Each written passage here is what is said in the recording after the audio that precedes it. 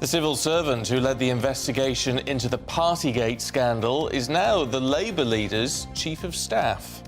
Good morning, it's 6 o'clock on Friday the 3rd of March. This is Breakfast on GB News with Stephen and Ellie. Here are your top stories this morning. Well, Conservative MP Jacob Rees-Mogg is calling for an inquiry into Sue Gray's appointment as Sir Keir Starmer's new chief of staff. The senior civil servant led the investigation into Partygate, which found a failure of leadership in Number 10 during Boris Johnson's premiership.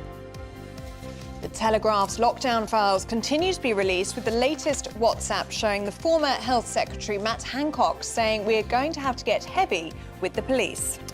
We're going to be seeing what you think about that and whether the lockdowns were the right thing to do in our GB News People's Poll. And Boris Johnson has said he would find it very difficult to vote for Rishi Sunak's new Brexit deal on Northern Ireland. More on this coming up. Now, with fruit and vegetable shortages predicted to go on for the next 4 weeks or so, we may have no choice but to think outside our regular fridge fillers. We'll tell you how. And as ever, you can join in any of our discussions this morning by emailing gbviews@gbnews.uk, or you can tweet us at gbnews.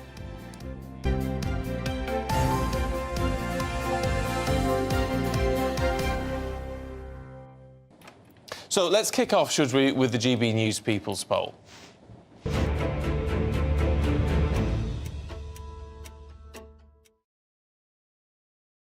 And 60% of the public think it was the right decision to have a lockdown for everyone during the pandemic. Just 15% said it was wrong to do so. Half of you want the public inquiry into the handling of it completed immediately.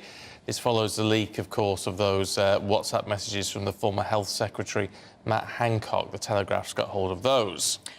Following King Charles's meeting with EU Commission President Ursula von der Leyen, only 8% of you thought it shouldn't have happened. The Conservative Party seeing their highest polling support this side of Christmas. They're up 4 points at 24%. However, there is still a huge gap to Labour, while the Lib Dems, Greens and Reform Party are all below 10%. And in a somewhat shocking but unsurprising statistic, 2 in 5 people don't know which party they'd prefer to manage Brexit. OK, let's break some of that down then with the journalist and author Julie Cook, who's here. Good morning to you. Can we kick off first and foremost with, away from the poll actually slightly, but Sue Gray being appointed Keir Starmer's chief of staff? Yeah, I mean, it's the big story, isn't it? I mean, it's quite...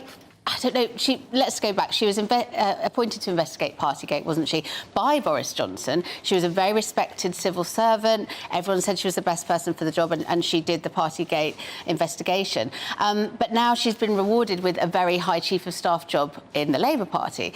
Now, the right-wingers are saying this was a coup, you know, this was planned, this was her getting in with Starmer and being rewarded. But on the other hand, surely even impartial people, such as civil service members, can have political beliefs and then move on to that afterwards. So, yeah. Yeah, I think you've got to be careful, haven't you? I mean, it's Jacob Rees-Mogg saying there needs to be an investigation. Well, that's not necessarily a bad thing to clear the air, but you've got to be careful about laying any blame anywhere.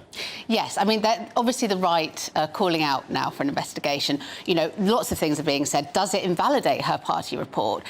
Does it mean that she'll have been privy to information about the Conservative Party, which now Labour can be given? You know, all of this is... And people are saying, was this a coup? Now, I don't think we can say it was a coup. She was appointed to do that by them themselves. But yes, the question remains, does she now have information that could be slightly sort of dangerous in the wrong hands? Who knows? But I think calling it a coup is a bit extreme. And as we say, should people have political opinions and be a civil servant? Well, yeah, we can all have our opinions. And this was, you know, a year or so later. Yeah, everybody has an opinion. It's just whether you can do your job and keep your opinion out of it. Yes. Which presumably she was capable of doing. I mean, it's what these people in that field have to do all the time. But I can understand why some people don't like this. Yeah, and she was respected so much at the time, wasn't she, for her impartiality? Yes. It does seem to have really shocked people, this news. Yes. I mean, would you say it's too soon for her to be taking a Chief of Staff job for the Labour Party? I mean, it could be too soon, couldn't it? I think that's it. I think it is the time. But then at what point do we say someone is clear and free to do other things? Yes, it's possibly that. But I think also it's the Conservatives aren't having a great time of it at the moment, are they? I mean, let's face it. So they're going to sort of cling to this and say, well, you know, look at this now. I mean, is that a distraction? Is it, as you say, it should perhaps be investigated? But yeah, they're not going to be happy about it. No, especially as lots of people see her as one of the components that brought down Boris Johnson. Exactly. I mean, yeah, she was the one involved with that, certainly. OK, let's have a look at lockdown then, because in the People's Poll, 60% of those who were asked think the lockdown was the right decision. Only 15% against it. I was surprised by this. I don't know if you were. No, not at all. I was a little bit surprised. The reason being that a lot of people who I've spoken to, certainly in my job as a journalist, are now saying, oh, it was an awful thing, we lost our jobs, we lost this, the children's education was shut down, all of that. I think nearer the time people were saying, yes, it was a good thing, but I'm hearing more and more people now saying, actually, it angered me. So I was a little bit surprised that it was 60%, although 25% still don't know and 15% was the wrong decision. So I think it depends. As you get further away from lockdown, I think people's opinions are changing, perhaps in hindsight. But isn't that interesting? Because is it the sort of case of thinking, well, you forget that it was actually there to save lives. Now, nobody knew just how bad or how awful this was going to be at the time. Yeah. I'm still of the opinion, and I know a lot of people at home will disagree with this, but I think what else could you have done in the circuit? Everybody was locking down, pretty much. Yeah. And certainly you look at the situation that was going on in northern Italy at the time, where it was horrific, actually, if you remember those reports then, and people were just saying, we've got to act now, otherwise we're going to end up like that. Yeah, as you say, at the time we were seeing the reports, it was coming across Europe, wasn't it? And Italy was the one we were looking at, and it was horrendous. And, of course, we had to react. I think as these WhatsApp messages are now coming out, I know that's something else, the sort of Hancock situation, people are now, I suppose, going to say different things. I mean, you know, who knew what they would have done in that situation? You know, not everybody had the facts. It was about liberty versus people dying. Who knows how we'd react in that situation? Yeah. You know. And as you say, I mean, the lockdown files will continue to come out, these WhatsApp messages from Matt Hancock. It's on the front of the Daily Telegraph this morning. And it does kind of tie into this, which is in the People's Poll, this public inquiry into the handling of the COVID pandemic. 50% want that to be done immediately. Yeah, 50% want an immediate inquiry, which is sort of happening now. What's interesting is I've been reading some papers this morning saying that race should be at the core of this inquiry because black and ethnic minority people were far more likely to die of COVID. So in this inquiry, we need to look at lots of other elements other than just was lockdown the right thing to do, but other things such as the race factor. It's interesting. But is that to do with... You see, it's interesting because people react differently. I know because I do a lot of work within the type 1 community, type 1 diabetes area, and we're with a lot of the scientists there. And even stuff like insulin works differently in different communities. Yes. And so you wonder, is that a genetic thing? Is it to do with genes? Is it to do with inequality? Is it to do with people being reluctant to take the vaccine? Yeah. You know, it's difficult, isn't it? Yeah, I mean, as you say, how far do you go? This inquiry could be absolutely huge, as it rightly should be. But I don't think it is just a case of how did we handle it. There's so many other elements to that inquiry, and I think it will be quite a long-winded one. Higher support, though, for the Conservatives since December 2022, according to this poll. Yes. So Conservative vote is now up 4 points in our People's Poll. I mean, yeah, it's up, but they're still lagging a bit, aren't they? I mean, it's not a massive jump. I think it's finally they're not flat. I mean, for weeks and weeks and weeks with the poll here, it's been flat, hasn't it? So I think they're moving in the right direction at least, which I think could be thanks to perhaps the recent Northern Ireland protocol success, or you know, perhaps I don't know. Especially now that we've got this thing with Stu Gray, who knows how that's going to go for them? Well, it's a week is a long time in politics. It is, and who knows what's going to happen in the next 12 months or so. Julie, really good to see you. Yeah, thank you very much indeed. Thank you very much. Well, let's bring you up to date with what else is going on today. At 9 minutes past 6, and a couple who've been on the run for weeks with a newborn will appear in court after the remains of a baby were found in East Sussex. Constance Martin and Mark Gordon have been charged with gross negligence manslaughter, concealing the birth of a child and perverting the course of justice. They'll appear at Crawley Magistrates Court today. Officials in Syria believe they have enough evidence to convict former ISIS member Shamima Begum in an international criminal tribunal is set up. Following a visit to Kurdistan, Labour MP Lloyd Russell-Moyle says authorities there asked him for a tribunal to be established to also try thousands of former IS fighters and their families. Shamima Begum was 15 when she left London to join Islamic State. The Scottish Government has announced the Caledonian Sleeper is to be brought under public ownership. The service connects some of the country's most rural stations to London. It will see the train operated by an arm's-length company owned by the Scottish Government from June.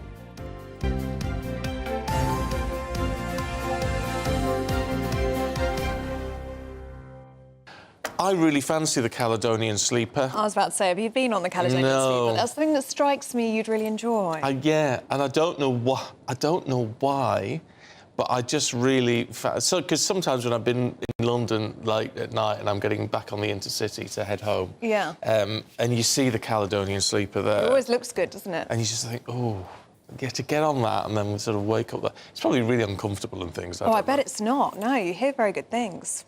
I do fancy it. If you've done it, GBViews at GBnews.uk. I mean, don't know what the ownership issue is all about or whether it's going to make any difference or anything else. No idea. But just on the experience itself, I fancy it. Yeah. Would you do the overnight? Oh, yeah. Yeah, you've got to do the full. You've got to do hog. the full shebang. I don't know quite how far up it goes. Does it go to Aberdeen? It goes as far as Aberdeen? Don't know. Something like that. That'd be lovely. Wake up in Aberdeen. Oh, yeah. Which do you is think you have gorgeous your city. meals brought to you, brekkie, in the cabin? No, I bet there's a dining car. Oh, see, I'd like it on wheels. Would you? Brought to me. Yeah, I'd do it though if they had it on wheels. I find it very exciting when you're on a train and you can pick things from the trolley. We should maybe book it and go. We should. That's That an would be experience. fun. That would be really fun. No, separate rooms, obviously, because but that's snoring. Oh, no. So I hear. But no, I'll be up for that, definitely. Yeah, all right, we'll give it a whirl one of these days. Now, back to proper things, because yesterday Boris Johnson broke his silence on Rishi Sunak's new Brexit deal on Northern Ireland, saying he would find it very difficult to vote for because it's not about taking back control. However, the former Prime Minister did concede that he made mistakes in signing the Northern Ireland Protocol that he brokered with the EU back in 2019. OK, let's make some sense of all of this and talk to political commentator Dr John Coulter. John, morning to you. Make some sense of it for us. What is the difference between what Boris Johnson wanted and what Rishi Sunak has given us, and which is better? Well, good morning, folks. We really are in the phony war at the present minute regarding the framework in terms of either the hard sell or the sellout. Basically, I think what Boris Johnson recognised is that the European Union is politically an obese creature. And yes, he has admitted that the protocol was a mistake, but was it a deliberate mistake? In other words, he invented this Trojan horse that he could shove in the middle of the EU to create a situation where the protocol had to be renegotiated and they had to get a situation where they would get rid of as much European Court of Justice law. If you take a look at the current Sunak deal, basically the key word that Sunak, phrase that he used was the minimum necessary of European law in Northern Ireland. So he's talking around 3% of overall European law still applies to Northern Ireland. Now, to put it bluntly, you can't be a little bit pregnant. You're either pregnant or not pregnant. And what Boris is trying to do in this Boris bounce comeback is to say, look, either we rejected European law in 2016 whenever we voted leave, we cannot still be a wee bit back in the EU. Now, the real issue about all of this is there another agenda at work here? In other words, if we take a look at the numbers stacking up, we're seeing people from the ERG, the hard right Brexiteers, they're rallying behind Sunak. So where does Boris make any potential comeback? So it's not going to be a victory in the Commons over Sunak, because Starmer has already said he will support the deal itself. So basically, I would say, looking at what Boris's strategy would be, it's a bit like the horror movie Lake Placid. Feed the alligator and it will come back for more. So Boris's view would be, basically, the framework merely represents the meat and potatoes. And what Boris and the ERG want is the extra veg and the gravy from the EU. They want to see, can they go back to the EU and get that wee bit more wrung out of the EU in terms of concessions? Because the big problem that Sunak faces at the present minute is that the DUP have not decided to rally round behind him. The hard sell is still not working with the DUP. On one hand, you've got the hardliners of the DUP based mainly at Westminster under Ian Paisley.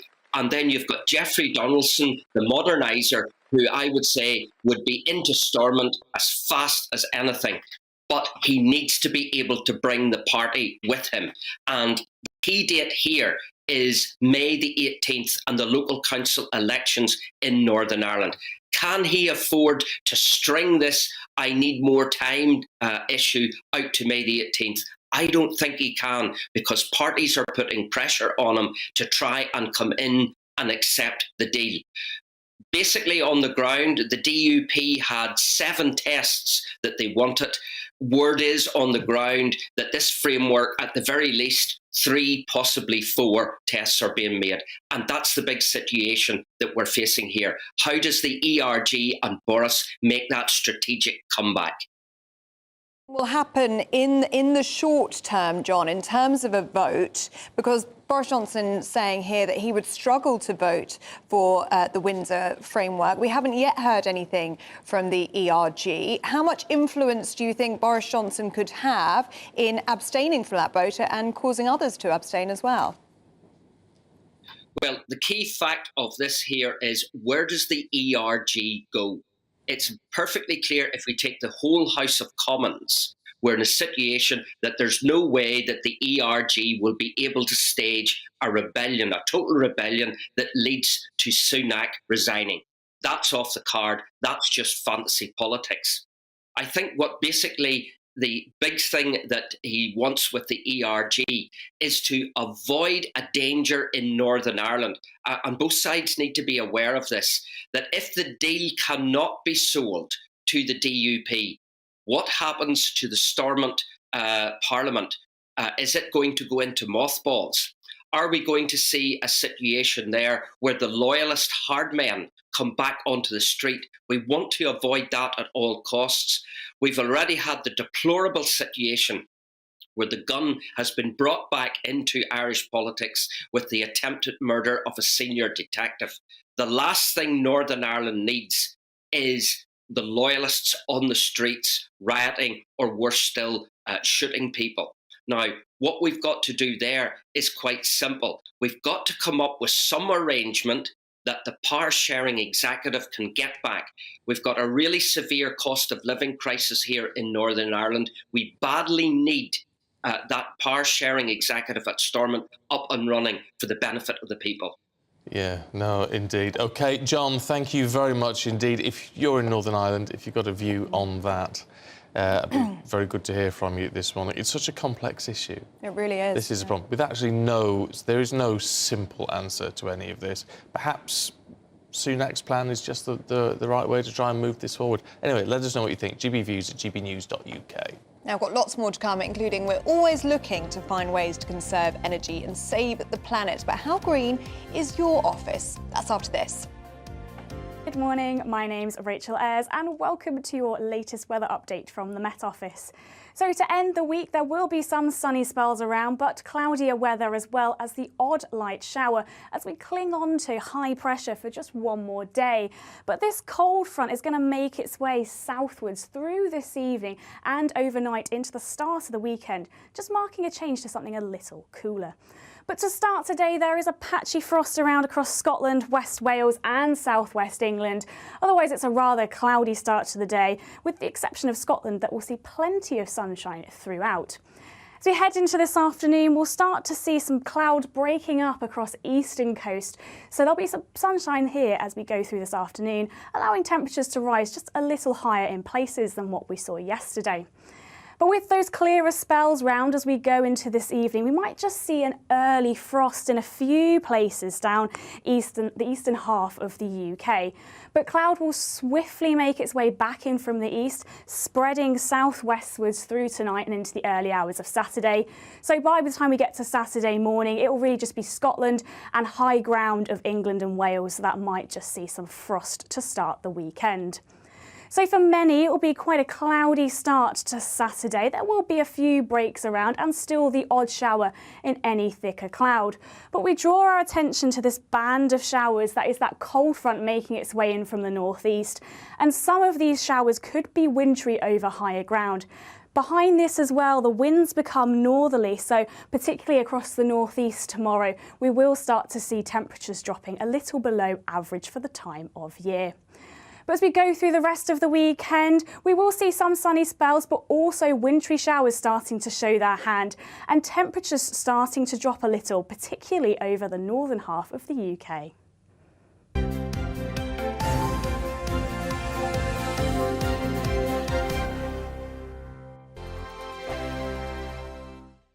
It's all about family, being in people's living rooms, all the interaction and getting to know who our viewers and listeners are. When I was young, my dad used to say, "Nana, stop arguing." I wanted an outlet that would enable me to give my opinion. People are going through a really hard time right now, and I know that you don't feel like you're being listened to by the establishment. I came to GB News because it's the People's Channel and I want the audience to have their say on the events of the day. We're dynamic. We do something different. Democracy shows that the wisdom of the nation is in its people. I get to travel to find out what the story is from a personal perspective. The British people aren't fools. We know when we're not being told the full story. We've got to work out how Britain moves forward from this. It's the best country in the world. The establishment had their chance. Now we're here to represent your views. Britain's watching. Britain's watching. Britain's watching. We're proud to be GB News. The People's Channel. Britain's news channel. Hi, Andrew Pierce here. Join me every Friday lunchtime for a proper no-nonsense debrief of the week's events. With special guests in the studio and the GB News team on the ground, I'll be getting you up to date with news, some intelligent discussion and my own sharp take. The weekend starts here with me every Friday lunchtime on GB News, the People's Channel, Britain's news channel. I'm Andrew Doyle. Join me at 7 o'clock every Sunday night for Free Speech Nation, the show where I tackle the week's biggest stories in politics and current affairs with the help of my two comedian panellists and a variety of special guests. Free Speech Nation, Sunday nights from 7 on GB News, the People's Channel, Britain's news channel. Join me, Patrick Christie's, Monday to Friday, 3 till 6. We tackle the day's news agenda like you've never seen before. It's high tempo, high octane, the most controversial topics and the best guests. You will not be able to take your eyes and ears off it. I'm not afraid to ask the questions that you really want answered. 3 till 6 p.m, Monday to Friday on GB News, the People's Channel, Britain's news channel.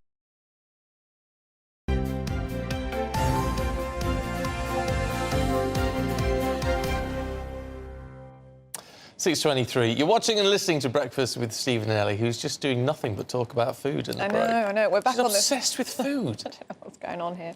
Well, it was your birthday this week. Happy birthday, Thank you. Stephen. And we've been discussing his birthday cake, which was lemon and coconut. Lemon and oh my God. Apparently it was the best cake ever. My husband made it. Never made a cake before. I'm very Soldier, impressed. never baked. And it was stunning. But there is about half of it in the freezer now, and you want a slice. So I just went, you got any more of that cake left? He went, yeah, it's in the freezer though. I was like, that's fine. Cut me a slice, bring it in tomorrow, and I can have it on the side when we're... All right, I'll bring it in. You will not be disappointed. Yeah, we cover all the important things here. We're going to be talking a little bit later on about food because of all the because of all the shortages that there are at the moment with a lot of the fresh stuff. Do we need to start looking at frozen? Do we need to start looking at tinned food? Eddie in Ealing, morning Eddie, says, am I using my freezer more due to the lack of fresh fruit and veg? When I go to the supermarkets, though, there's a huge range in the freezer section. My fridge is now just slowly filling up with more beer. Well, fair dues to you. Do you know what? I need to start using my freezer more. And canned things. Yeah, because I'm one of these awful people. I nip to the shops most days. Do you? Just generally, I'm an awful person. Yeah. But no, I nip to the shop most days to buy fresh food, and I find it really just a lot of work.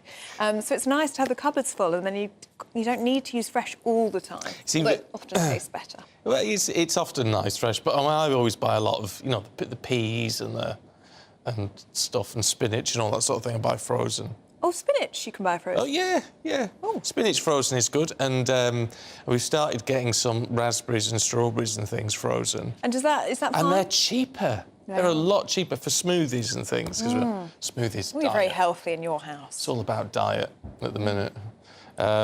So it's great. So stuff like that. And they said they're a lot cheaper than buying it fresh. Yeah, see, I haven't bought frozen fruit before, but I think I'd do it now. Definitely. Do keep reviews coming in. Lots of you getting in touch. Lockdown Files getting you talking this morning. Bob in Basildon says lockdowns were necessary as we did not know what was happening and saw terrible images of hospital wards across Europe and the world. I did get a lockdown puppy and started jogging. So it was positive for me in that respect. Yeah, Shelley says the government here were being blamed for not locking down early enough. Now the media seem to have short memories. They did their best. I think you made a really good point that you do need to remember how we all felt at the time. We didn't know what we were dealing with. No. We were all quite scared, I think that's fair to say. Yeah. We didn't know what was coming. And as you said, you saw the images of northern Italy and you just thought... horrific. Yeah, we need to avoid that at whatever cost, almost. Kathy says, during lockdown, I isolated almost completely, apart from a small bubble of friends in a similar situation, and dogs and horses and goats, she says. I didn't get flu, cold, or most importantly, COVID. I didn't have to attend events I didn't want to go to, and I didn't have to see people I didn't want to see. It was great, she says. I mean, I know it was very tough for a lot of people, but I sort of think, I don't understand the people now really having a go, because if we hadn't have done it and the death toll had hit 1 million or whatever, then there'd be criticism to level at the government, wouldn't there? I'm not saying everything was handled right, but it's like, well, I don't know. I find it very difficult to get my head round. But hindsight is a wonderful thing, isn't it? And now we know that the risk is quite low for most people. But that's not how we felt at the time. No, and it is now, exactly. So. And now we've all got, well, most of us at least have got the vaccines, and you forget. You forget what it was like when we didn't have a... I mean, that does give you... It doesn't... Then people moan. Yeah, I hate people moan saying, well, I've had the vaccine, but I still caught COVID. Well, it doesn't stop you from catching it, does it? It stops you from getting it as badly. It's like the flu vaccine. But anyway. Let us know what you think. Lots to talk about this morning. GBNews at gbnews.uk. Now, only a third of UK businesses know how efficient their office buildings are, according to a new report on office occupier trends. Well, this comes as 75% of businesses are looking to move to a more energy-efficient building in order to cope with the cost of living crisis. Well, let's talk to the Joint Head of Real Estate Disputes at Irwin Mitchell, Tim Rayner. Morning to you, Tim. Are you surprised that more offices don't know just how energy-efficient their workspaces are?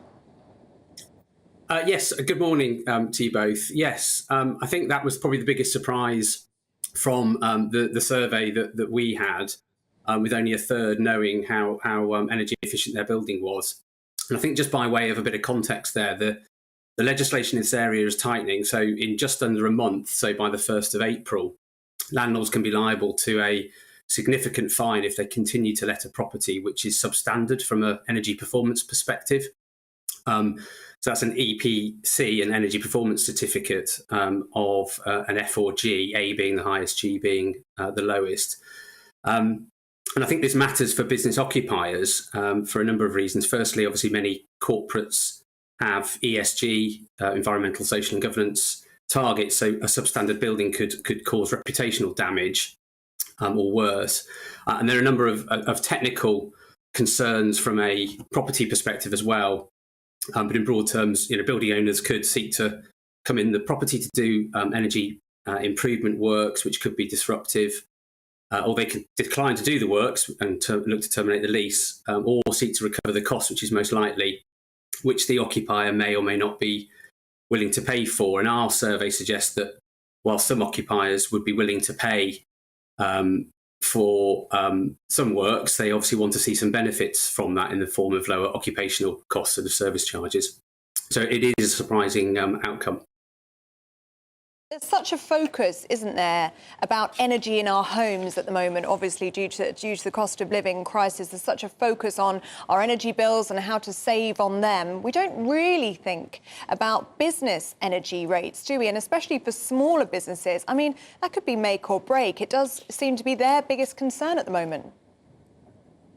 Yes, again, a really strong theme coming out of the survey, and perhaps unsurprisingly, the business occupiers are very concerned by rising costs, potential economic downturn and inflation. Those were the three biggest threats to businesses. And in fact, rising costs was even more of a concern for smaller businesses. So it's a real concern.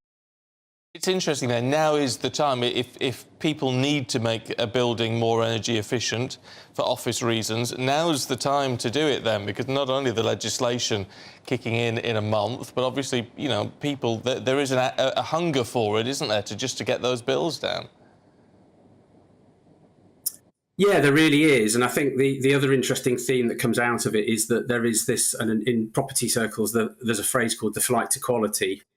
And this survey supports that, which is that occupiers generally are willing to pay more for a better or more energy efficient building. And that's a signal to owners of buildings as well, that if you do make your buildings more energy efficient, then you'll have a demand from occupiers. So interesting themes. Yeah, well, that is interesting. Tim, thank you very much indeed. Good to talk to you this morning. Thank you. That seems, isn't that a bit odd though?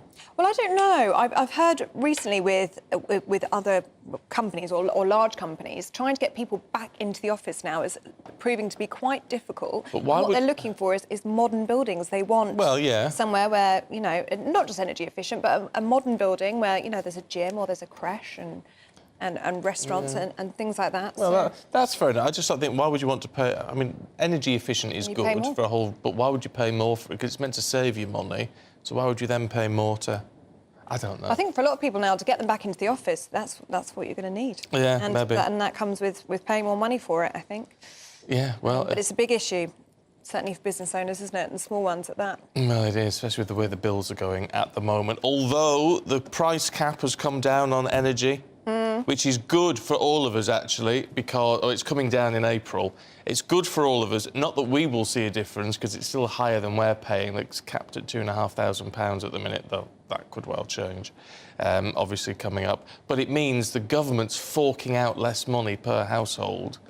So, actually, it's good for the economy. It means the government's spending less money on all that. So it is good news. We are heading in the right direction. About to say, going in the right direction, aren't we? Yeah. Definitely. Let us know what you think. GBNews at gbnews.uk. Now, more to come, including, are you guilty of leaving your car engine running, idling? We're going to be looking at one council who's determined to enforce this particular law.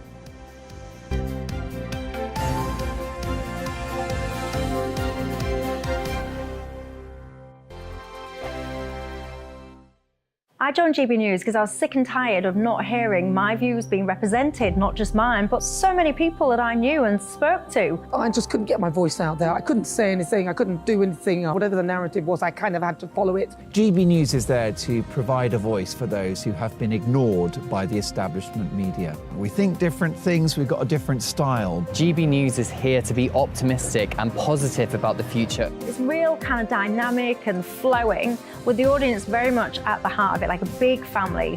Here at GB News, we talk about the things that matter to you. Hearing the voices from right across our towns and cities, especially our towns. All sides of the argument represented with a heavy dose of opinion. We're on a mission here to make a difference. And the GB News family really is here for you, and whatever time of day you can watch or listen. Britain's watching. Britain's watching. We're proud to be GB News, The People's Channel. Britain's news channel. Hello, I'm Michelle Dewberry, and you can join me every weekday 6 till 7 on Jubes and Kerr. You're an inspiration to us all. Clip that bit up. Well, you are. That's my ringtone. My political ambitions are, those days are gone, I can tell you. She's only teasing. Go on. He's probably going to want to lay down now. I'll give him 2 minutes to have one. Let's respectfully disagree. That's what we like on Jubes and Kerr. Come and join us. GB News, The People's Channel. Michelle Dewberry, weekday evenings at 6 o'clock. Westminster is going around in ever-decreasing circles, followed by the media. Britain is broken. How on earth did we get into this mess? But more importantly, how do we get out of it? Join me at 7 p.m, Mondays to Thursdays on Farage, here on GB News. We will have open, rational debate. We've got to work out how Britain moves forward from this. Join us here on GB News, the People's Channel. Britain is watching.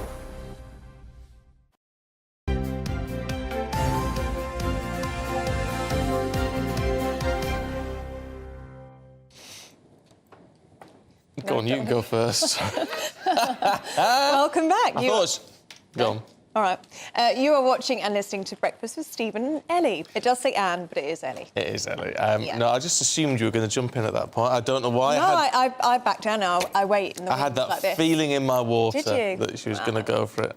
Maybe I should have just pounced. Should have pounced. Anyway. Well, let's look at today's front pages for you. So, The Express has Boris Johnson saying Rishi's deal will not take back control. That's all to do with the Northern Ireland Protocol. The Eye reports on MI5's missed chance to stop Manchester Arena bomber. For The Mirror, teachers were heroes during the pandemic. How dare Hancock and Williamson ridicule them, all to do with those leaked messages. And finally, The Guardian has Tory anger as Labour hires Partygate official. OK, let's get into some of those headlines in a bit more detail with broadcaster Liz Kershaw and co-founder of property empire Yopa, Andrew Barclay. Morning to you both. Liz, let's start with the Financial Times, actually, where Antony Blinken, US Secretary of State's been meeting Sergei Lavrov, hasn't he? Yeah, Putin, one of Putin's henchmen. This is at the G7 meeting in India, and they had a side meeting at the invitation of the US. It only lasted 10 minutes. Apparently it was pretty frosty. And overall, there was no real outcome of the talks at the G7 in total. There was no statement. Usually at the end of the G7, they all stand up for a photograph, don't they, and release a major statement. But that wasn't forthcoming. But India, the hosts, simply released a synopsis of what was discussed. And India was trying to keep the focus on food and energy security, but it very much revolved around the Third World War breakout. And that's what's reported on the front page of the Financial Times. There's an article on page 4 extending that, but the most interesting one is later in the paper, an analysis piece. And it's fascinating stuff because it analyses India's role as a potential peacemaker because they are steadfastly remaining neutral, but also looking at what China's options are, what they're likely to do. And it cites a few things of China having made really valuable contributions so far. First of all, not adding fuel to the fire, and then China's stance against the use of nuclear weapons in Europe has reduced the prospect of nuclear war, if not entirely ruled it out. And it's just analysing how close, literally, China and Russia are. They share a border. They are neighbours. They're quite close in philosophy. But, as I said, China is so far steadfastly trying to remain on the fence. It says in this article, which is heartwarming and reassuring, that it's unlikely that China will supply real heavy firepower, real arms. I think the China situation is very interesting, and it's difficult to understand quite what what their strategy is. Yeah, well, it's saying that it's impossible for China to completely stay out of it because they are such a huge power and have declared friendship with Russia. But at the same time, they do seemingly seem to be putting the brakes on, and they have helped in other situations, the Korean Peninsula and the Iran nuclear negotiations. So we always seem to think of China, don't we, as the baddies, the bogeymen, and like the Hood in Thunderbird, you know, ha ha ha, Dr. Evil or something like that. But actually, apparently, and I'm surprised but reassured, they are behaving far more responsibly than some of the more hysterical reportage would have us believe, which is a good thing. Oh, we can all sleep in our beds this weekend. Yeah, a little bit better. Andrew, let's look at something totally different now. Really interesting investigation in the Times about unsafe schools where Jewish boys can barely read English. Yeah, it's pretty concerning. I mean, so it's a story that kids as young as 5 up to 16 in the Stamford Hill community are sort of being failed by the educational standards that the rest of society needs to sort of abide by. And I think that it's, in some ways, a little bit difficult, sort of treading on eggshells because for fear of sounding anti-Semitic. But a lot of people, and I've spent a bit of time up in that community, and a lot of people do disagree with it because we do need to abide by educational standards, just like we do need to abide by medical standards or biological standards or any other standards that we require for society to function correctly. And so it is a bit concerning. The legislation that was shelved last year needs to come back, and there is a place for the traditions. Which, what legislation is that? The legislation that would require all the specialist schools to fall within the curriculum? Precisely. I mean, they're basically exploiting a loophole that if they keep the curriculum very narrow, they can avoid abiding by the educational standards that the rest of society needs to follow. Well, just in terms of integration, for for these kids when they're getting out into the real world and they want to, you want everyone to be able to live whatever lifestyle they want, but they've got to have the option to integrate, haven't they? Yeah, absolutely. And I think it's because it's sort of to do with a very traditional religious group that it might be difficult to address. But the truth of the matter is, if this was any other community, then you would, they would need to comply by the same standards. And the kids are being failed as 5 to 16-year-olds can't even speak English in in this country. That's not great. And a lot of people in the community actually agree with it, that this needs to be changed and the loophole needs to be closed by the government. And the findings are quite concerning as well, because it's not just about education and about literacy. It also found that they are being routinely beaten in some of these schools. Yeah, exactly. Yeah, I mean, that's incredibly concerning. I think we can start by closing the loophole and I think addressing the sort of curriculum issues to begin with. But it's a very concerning story, and I think if it was happening anywhere else, maybe without the sort of religious aspect, then this would have been dealt with a while back. Okay, well, an interesting investigation. I went to a Catholic convent, and from the age of 5, and it's a long time ago, but we were taught things, and views were expressed by the nuns that were completely at odds with modern thinking and general society. And thank goodness for my dad, who would sort of put us right in the car on the way home. And all I can say to reassure people, and hopefully this would be the case, whether it's with Muslim schools now or Jewish schools, that the child at the end of the day thinks, you know what, that's a load of... and makes their own mind up. Well, carves their own way. Well, that's meant to be the point of education, isn't it? Not to tell people what to believe, but to empower them to make their own decisions. I can't believe we still have religion schools founded on segregation into religious groups. But, I went to a Church of England school. Now, it's not about segregation there. It's not, but it means that there is an ethos at that at the school. What I would say, though, is that we're talking about kids who are as young as 5 here, so they can't necessarily think for themselves. So I think that's sort of on us to safeguard them and make sure that they have the basics. And I think speaking English in this country is one of them. I think you can't integrate without a language, can you, really? Exactly, yeah. No, there's an argument for the curriculum to be applied in all schools, I think. Liz, let's have a look at the Telegraph and more leaked WhatsApp messages. Well, this is the gift that keeps on giving. It really is. And I was about to post it on Twitter today, and then one of my followers beat me to it. They said, how can anybody think anybody in their right mind think they can hand over their WhatsApp stream and, you know, it'll be kept in confidence. Is this man, Hancock, just stupid? Well, to be fair, Isabella Oakeshott signed an NDA, didn't she? A non-disclosure agreement. Yeah, but she's got form, hasn't she? She's got a track record.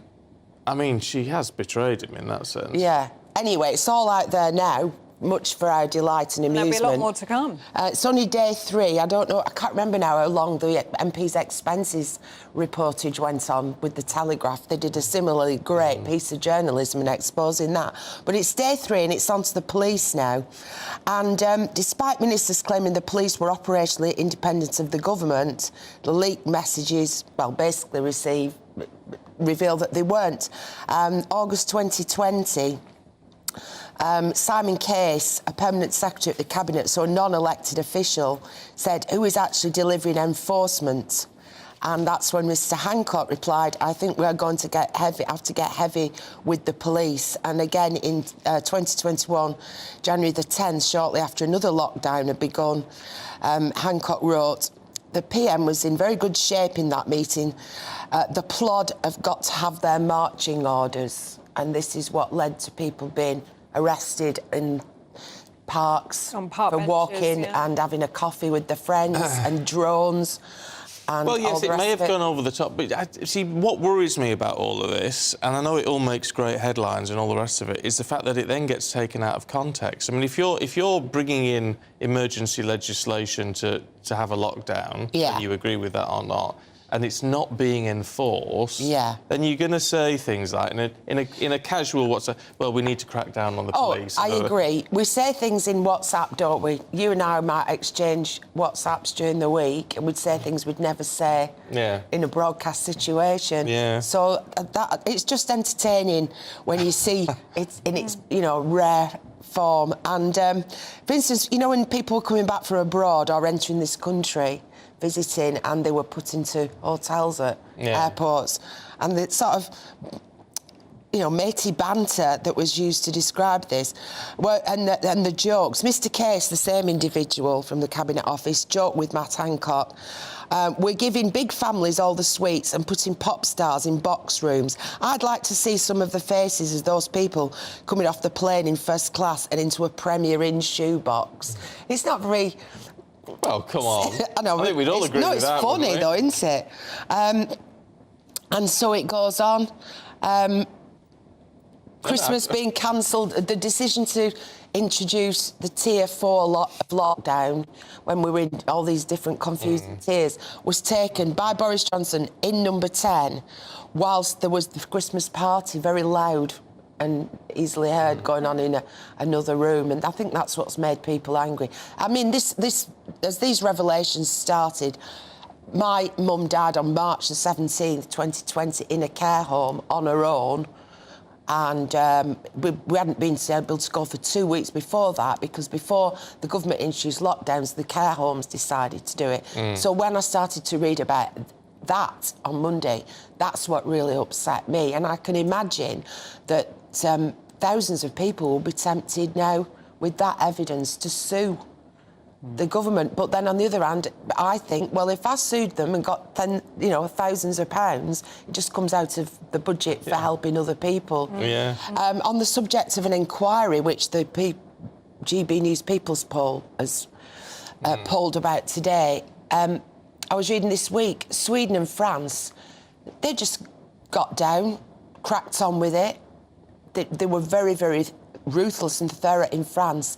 They raided the home of the equivalent of Matt Hancock, the Minister of Health, you know, went through all his files, personal correspondence, but they wrapped it up in under 12 months. It's been done and dusted for a while. I don't know why we're being told ours has to go on for another 3 years. Well, no, I don't know. It seems to be the way we do things over here, doesn't it? We're going to leave it there for the time being. We'll catch up with you both a little bit later on. Here's one for you. Switch off your car engine or risk a fine. Now, you shouldn't have to be told that, because it's already the law, actually, but it's a warning to parents as local authorities are trying to cut air pollution around classrooms. Yes, car idling is already an offence under the Road Traffic Act, as Stephen says, but councils choose whether or not to enforce it. Well, our reporter Will Hollis went to find out what's happening in Nottinghamshire. 3 o'clock outside the school gates, hardly a place of peace. But leaving your car engine running while on the school run might mean even more bother for parents. I am really busy now. Right, no. I should go, but I couldn't park right now. Yeah, no, but it's leaving the engine running, so we shouldn't be leaving the engine running, yeah? Okay, no. Okay, because we can issue fixed penalty notice. Council wardens here at Ernhale Flying High Academies in Gedling, Nottinghamshire, are enforcing new rules. Switch off your engine or get a fine, up to £40 across the borough. Laura, who has 4 kids, says it's a good idea. I think it'll be brilliant because it'll make the air around the school a lot cleaner for the children as they're coming out, so they're not having to breathe in all the pollution and stuff. And also, like, the children get scared if they're walking past the car and the engine's on, they're not sure if the car's about to drive off. Idling is already an offence under the Road Traffic Act. It only applies on public roads, but councils can choose whether to enforce it. London boroughs already do. Now the council here is doing the same. It's written to 50 schools asking them to support the scheme. We want to change people's behaviour. So if people aren't aware of the effect that idling their cars has on people's health and on the climate, we'll explain it to them. We brief on a Monday and Friday now, so we can remind everyone on the Monday and the Friday. Carmel is head teacher here at Ernhale. While the cars are idling, it is the fumes as they're arriving. They can taste them, they can smell them. It's something that they don't enjoy. It's not a great start to their day. An RAC survey found that nearly half of people support anti-idling rules. These Year 5s at the school do too. If you smell it, it doesn't smell very nice. It smells like petrol and it's a really strong smell. People think, oh, it won't affect us, it'll be fine. It will affect us because we breathe in the air. You're releasing fumes and pollution into the air and it's making the atmosphere thicker and accelerating climate change. Sim is a climate officer at Gedling Borough. You often see cars just parked around schools with the car engines on. And at the end of the day, not only releasing greenhouse gases, but it's impacting on the children's health and well-being. The council says that reducing pollution will help it go carbon neutral by 2030, but that it will only give out fines to drivers who refuse to cut their engine. Will Hollis, GB News in Gedling. So I think it's terrible. I do think it's... But whenever the legislation was... I was aware of the legislation being brought in whenever it was. And so as a result... Because, I mean, I guess I used to idle. I guess everyone did. Yeah. But you just... Now when I see people do it, I think, oh, what are you doing? Shouldn't be doing that. Shouldn't be doing it. I didn't know that was... Didn't you? That was law, no. I keep the heating on in cars, because I'm often out on the road. I keep the heating on. Is that naughty? It's not the full engine, though. It's about halfway. It's halfway, half the engine. Just keep the heating on and the heated... But the engine's not running? No. Well, that's all right, fine. then. Yeah. That's no, fine. I wasn't aware of that, but it's certainly an issue outside schools with there's children. Yeah. It's just a waste of fuel as well. How expensive is petrol at the minute? How can you afford to do that? That's the thing. Well, I have to say, I do agree with it. It just seems a waste just to sit there with your engine. If everyone was doing it, then we'd all be sitting in a huge cloud, wouldn't we? Yeah, that's true. Now, in relation to lockdowns, interesting. Lots of you talking about this. Yeah, a mix of views, but actually most coming in favour of the lockdown. But not all. Reece says, I'm no expert, but I was very concerned about the long-term collateral damage of lockdowns. Well, yeah, and I think a lot of people were, because you do think, well, we can't... How do we come out at the other end? We're paying the price now, I guess. Clive says when COVID hit, nobody knew what to do. Even the scientists were disagreeing with each other. The government were having to make decisions on an hourly basis. Put yourself in their shoes. What would you have done? Nicola in Norwich says, I still believe the only lockdown which was understandable was the first one. Subsequent ones were not. Again, that's not a bad view. Sam says everyone we know agrees we had to go into lockdown. We just thank them for saving lives, which accounts to a figure we will never know. Well, that's a valid point. We were lucky to come out earlier than a lot of other countries. Yeah, I mean, we didn't have some of the strictest lockdowns, did we? And no. This all comes out of the People's Poll. 60% of the GB News People's Poll, the latest one, shows 60% think lockdown was the right decision.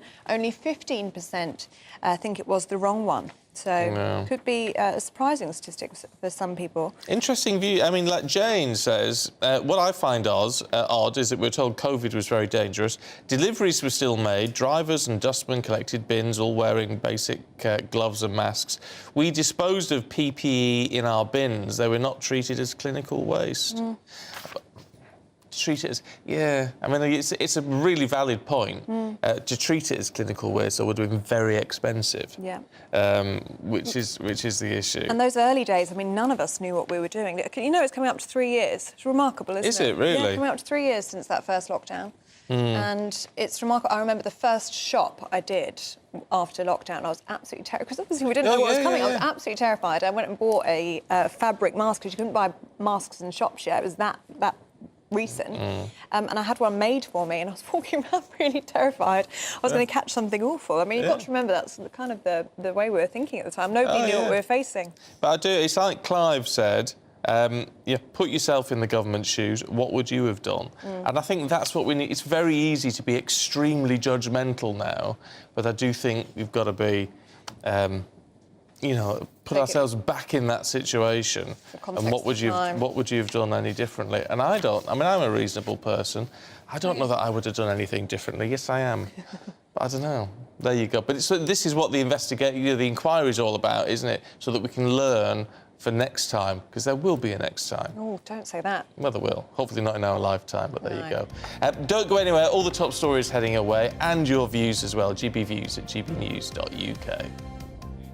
Good morning, my name's Rachel Ayres and welcome to your latest weather update from the Met Office. So to end the week, there will be some sunny spells around, but cloudier weather as well as the odd light shower as we cling on to high pressure for just one more day. But this cold front is going to make its way southwards through this evening and overnight into the start of the weekend, just marking a change to something a little cooler. But to start today, there is a patchy frost around across Scotland, West Wales and southwest England. Otherwise, it's a rather cloudy start to the day, with the exception of Scotland that will see plenty of sunshine throughout. As we head into this afternoon, we'll start to see some cloud breaking up across eastern coast. So there'll be some sunshine here as we go through this afternoon, allowing temperatures to rise just a little higher in places than what we saw yesterday. But with those clearer spells round as we go into this evening, we might just see an early frost in a few places down the eastern half of the UK. But cloud will swiftly make its way back in from the east, spreading southwestwards through tonight and into the early hours of Saturday. So by the time we get to Saturday morning, it will really just be Scotland and high ground of England and Wales. So that might just see some frost to start the weekend. So for many, it will be quite a cloudy start to Saturday. There will be a few breaks around and still the odd shower in any thicker cloud. But we draw our attention to this band of showers, that is that cold front making its way in from the northeast. And some of these showers could be wintry over higher ground. Behind this as well, the winds become northerly, so particularly across the northeast tomorrow, we will start to see temperatures dropping a little below average for the time of year. But as we go through the rest of the weekend, we will see some sunny spells, but also wintry showers starting to show their hand and temperatures starting to drop a little, particularly over the northern half of the UK. I'm Jacob Rees-Mogg, the Member of Parliament for North East Somerset and a former government minister. For years, I've walked the corridors of power in both Westminster and the City of London. I campaigned in the largest democratic vote in our island's story. I know this country has so much to be proud of. We need to have the arguments, the discussions on how we make it better. The wisdom of the nation is in its people. Vox Populi, Vox Dei. That's why I'm joining the People's Channel. Join me Monday to Thursday at 8 p.m. on GB News, Britain's news channel.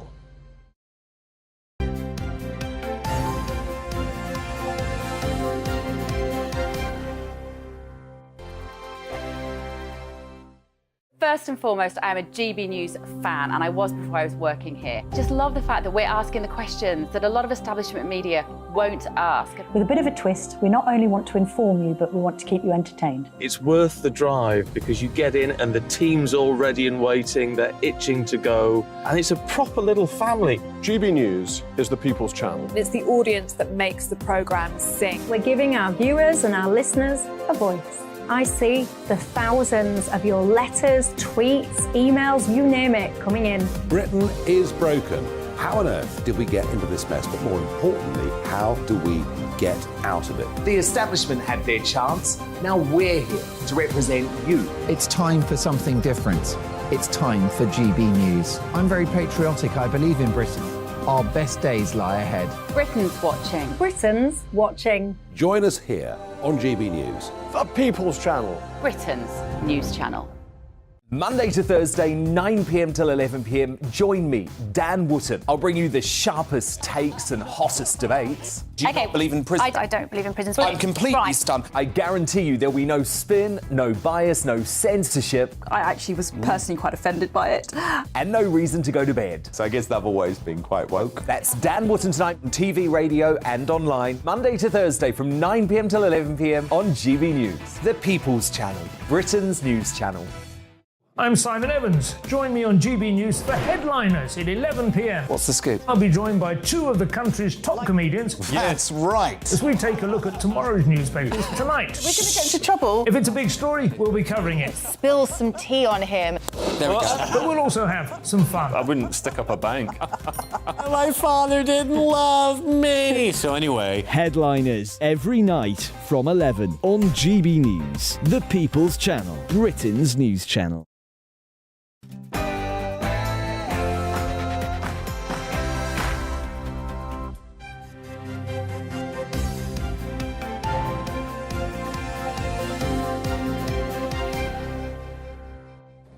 The civil servant behind the Partygate investigation plans to be the Labour leader's new chief of staff. Good morning, it's 7 o'clock on Friday, the 3rd of March. This is Breakfast on GB News with Stephen and Ellie. Here are your top stories this morning. Well, Conservative MP Jacob Rees-Mogg is calling for an inquiry into Sue Gray's appointment as Keir Starmer's chief of staff. The senior civil servant led an investigation into Partygate, which found a failure of leadership and judgment in Number 10 during Mr Johnson's premiership. The Telegraph's lockdown files continue to be released, with the latest WhatsApp showing the former Health Secretary Matt Hancock saying we're going to have to get heavy with the police. We're going to be seeing what you think about that and whether the lockdowns are the right thing to do in our GB News People's Poll. We'll bring you all the details. With fruit and vegetable shortages predicted to go on for up to 4 weeks, we may have no choice but to think outside our regular fridge fillers. We tell you how.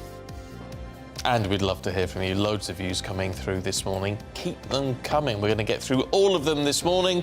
Oh, we are? Yes, we are. Every single Sometimes one. we get hundreds. Yeah, oh, yes. OK. gbviews@gbnews.uk.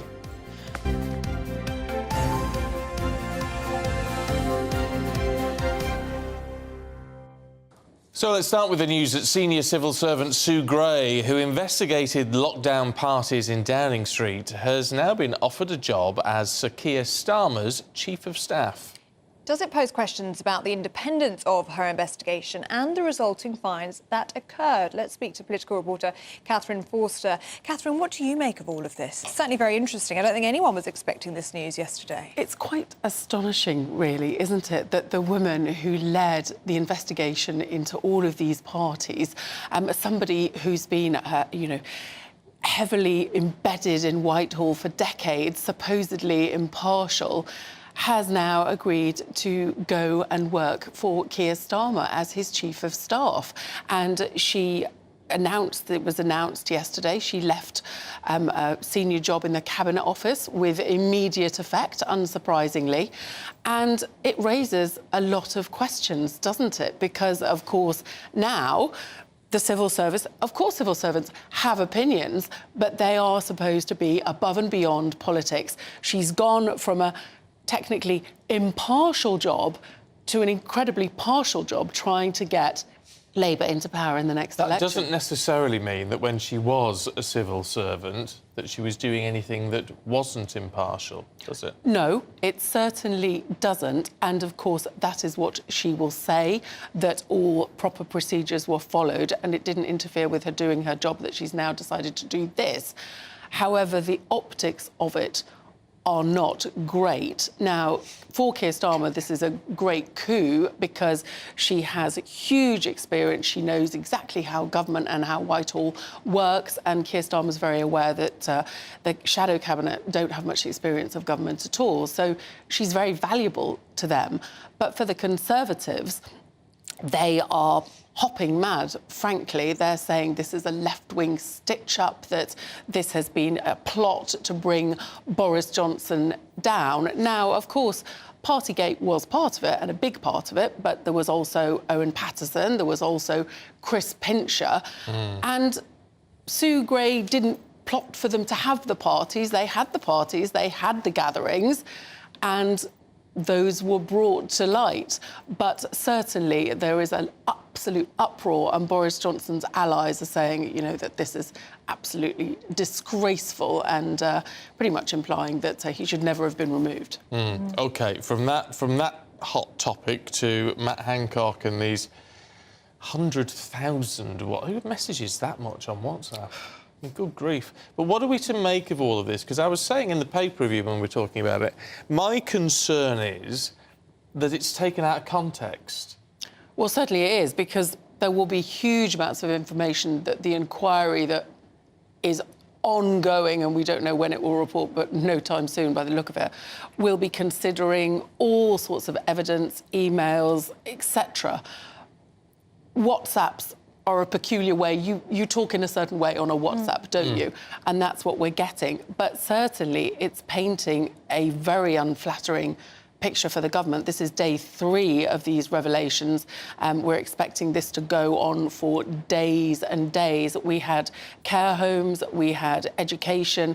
Today, it's the police who are supposedly independent, having been leaned on, Matt Hancock referring to them as the plod, giving them the marching orders, the Cabinet Secretary, Simon Case, joking about people having to quarantine, saying that it was hilarious. And this, of course, was happening. The police were cracking down on people walking with friends at a time where we now know, because of the Partygate investigation, that some people in Downing Street and in Whitehall were having illegal gatherings and parties. So it's a really terrible look for the government. And it's so interesting, isn't it, to have the insight of ministers and high-ranking people having these discussions on WhatsApp, like you say. I mean, we're talking about COVID policy in a lot of this, and it's being done in such a casual, colloquial way. Yes, and we were always told, weren't we, following the science, like there was this definitive thing, the science. But now we're finding out that a lot of these decisions were taken. Boris wanted to come out of the first lockdown sooner, but he was told that the public wouldn't wear that wasn't where they were, and all sorts of decisions that were taking, like children having masks in schools, because Nicola Sturgeon had announced it and they basically couldn't face a row. So now we're finding out that the decisions that we were all told were taken because of the science wasn't quite that simple at all, was it? No, but we knew that at the time, didn't we? I mean, come on, common sense. People are human, aren't they? And obviously it was an unprecedented situation and it was chaotic. But of course, in their defence, they didn't know what they were dealing with. Hindsight, it's easy now, isn't it, to look back. But certainly, you know, Rishi Sunak would have liked... He started the week on a high with the Windsor Protocol and the Windsor Framework, sorry, and the news was quite positive, wasn't it? But now with these, and now the Sue Gray and Boris Johnson's interventions, yet again, the Conservatives are mired in... bad news. Yeah, talking of the Windsor Framework, what are we to make of Boris Johnson? I said, well, I don't know if I could vote for it. He hasn't said he won't. He won't. You know, he's not definitively said he won't vote for it. Well, I think it's clear that he does know which way the wind is blowing. I mean, he said that. He said that he understands that people want a deal, want to get this done, but at the same time, he was very, very critical. He said, this is not taking back control. He basically said that Liz Truss had been offered similar last summer, and he said, you know, it's going to be a drag on our ability to diverge, and if we can't diverge from EU rules and regulations, what is the point of Brexit? So really very, very critical, but it doesn't seem at the moment that there's going to be this big rebellion. Although the ERG and the DUP are taking time, it's possible they may all come out against it, and that momentum will then build, but let us see. Yeah, OK, Catherine, for now. Thank you. OK, let's bring you up to date with what else is going on today. And a couple have been charged with gross negligence manslaughter after remains of a baby were found in an area of woodland. The body of a newborn was found on Wednesday following a large search operation around Brighton. Prosecutors said they are also accused of concealing the birth of a child and perverting the course of justice. Constance Martin and Mark Gordon are due to appear at Crawley Magistrates Court later today. Officials in Syria believe they have enough evidence to convict former IS member Shamima Begum if an international criminal tribunal is set up. Following a visit to Kurdistan, Labour MP Lloyd Russell Moyle says authorities there asked him for a tribunal to be established to also try thousands of former IS fighters and their families. Shamima Begum was 15 when she left London to join Islamic State. The Scottish Government has announced the Caledonian Sleeper train is to be brought under public ownership. The service connects some of the country's most rural stations to London. The move will see the train operated by an arm's-length company owned by the Scottish Government from June.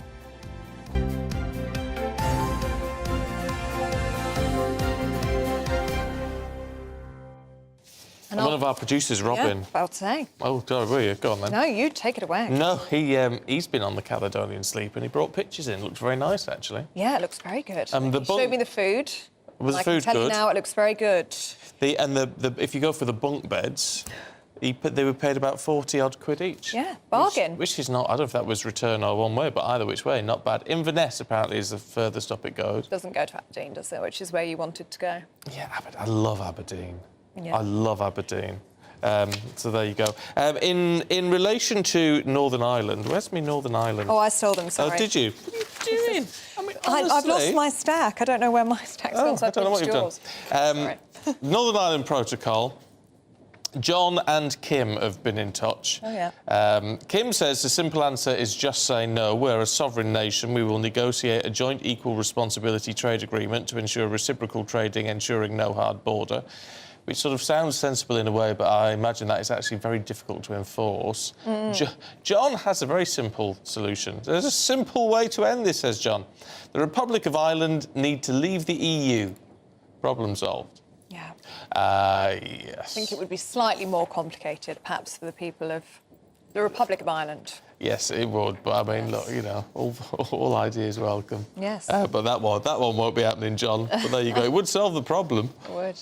Anyway, keep your thoughts coming through. gbviews@gbnews.uk. OK, it's time now for GB News' People's Poll.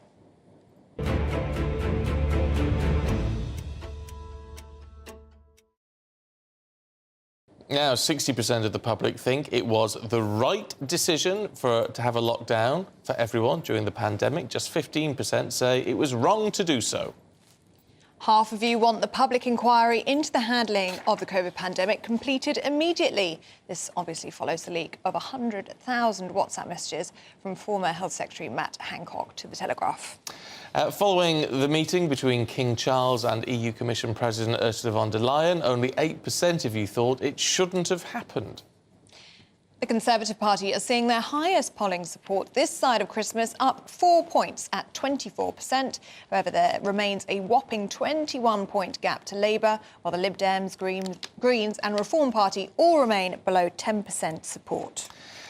Now, 2 in 5 of us don't know which party they'd prefer to manage Brexit. Labour actually leading that by 1 percentage point, but it's an interesting one. Let's talk to the man who conducts the People's Poll, academic and professor of politics, Matt Goodwin. Morning to you, Matt. Let's kick off with lockdown, should we? A lot of people seem surprised at this. I've got to say, I'm not really, but it is a bit of a vindication of the government's position. Well, to some extent it is. I mean, a large majority of voters have always supported the lockdowns, but I do think it's significant that 15% of people now are saying that actually they don't feel particularly, in hindsight, they don't think lockdown was the right decision.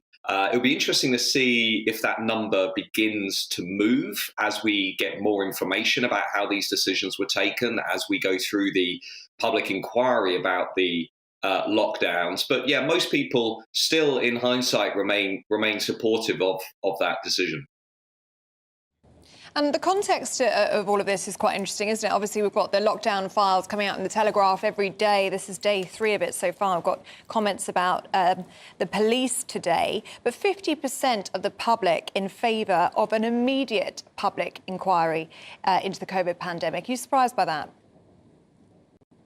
Yeah, I mean, in some senses, not really, because we're getting all of this information. And as you just said in your earlier segment, I mean, it's quite clear that there was a whole other conversation going on in government about the lockdowns, and the decisions were not always, as we were told, rooted in science. And I think, for the government, this is deeply problematic. On the one hand, Rishi Sunak and the Conservatives are trying to get back on their feet, and we'll come back and talk about that. On the other hand, this is really reminding people that actually during COVID, there was a lot of inconsistency, there was some hypocrisy, there were contradictions. And I suspect that's why we're seeing these big numbers saying, actually, let's get everything out into the open. Let's have a conversation about what happened. Very small numbers of people, less than 10%, oppose the idea of having a public inquiry about COVID. So this issue is not going away anytime soon. On the back of all of this, the party polling is it tightening 4%? I mean, that must be pretty much within the margin of error, isn't it, in all of this? But a 21-point gap is smaller than it's been for a while. Well, it's the highest Conservative share of the vote that we've had since December. If you look at all polls, not just a People poll, the average Conservative vote is up from 23% when the Conservatives decided to go with Rishi Sunak to over 26% today. So a very small shift, a visible shift, but a small shift. Labour remain in a commanding lead in the polls, again, more than 20 points ahead of the Conservatives. Here's the thing, though, just keep an eye on this. If you voted for Boris Johnson in 2019, you're probably feeling a little bit disillusioned right now, because what we can see is about a third of that vote, about a third of the people who voted for Johnson are now currently sitting it out. They're saying, I'm not really sure who I'm going to vote for. Now, if all of those people decide at the next election, look, I'd rather go with Rishi Sunak than Keir Starmer, then this race is going to become a lot closer. If instead they say, you know what, I'm just fed up with all of them, I'm not going to bother casting a vote, I tried to change things, it didn't work out, then we're looking at a Labour majority government. So keep an eye on those undecided Conservatives. But could this be a sign of the Conservatives getting back on their feet? I mean, it was a good start to the week, wasn't it, for Rishi Sunak with the Windsor framework? And these results would suggest that it's going in the right direction, at least. Yeah, I mean, I was talking to somebody around number 10 in the week, and what they will tell you is, Rishi Sunak is beginning to find the narrative that he wants for the next election. I'm the quiet Prime Minister getting things done. I'm sorting out Northern Ireland. I'm standing up to Nicola Sturgeon. I'm bringing down inflation. I'm starting to take action on the small boats. That's the sort of narrative that they're going for ahead of the next election. And they will be taking some comfort from the fact that the parliamentary party has quietened down. I gave a talk to MPs earlier this week, and I was quite taken aback by just actually how much support there was actually for number 10. Even Boris Johnson has kept himself relatively quiet this week. So it may be the start of a new mood around the party. There may be a sense of, look, actually the election is not that far away. It's next year. Maybe they need to get together and rally behind number 10. So keep your eyes on what happens, as voters tune into the next election. I think we are going to see a lot of movement. I think they will start to question the Labour Party a bit more. Is Keir Starmer really up to it? And that in turn will have effects. Yeah, it's going to be an interesting 12 months, no doubt about it. Matt, good to see you. Thanks very much indeed. Now, we've got lots more to come in the programme, including, is frozen fruit the way to go in light of the current veg shortages? That's after this.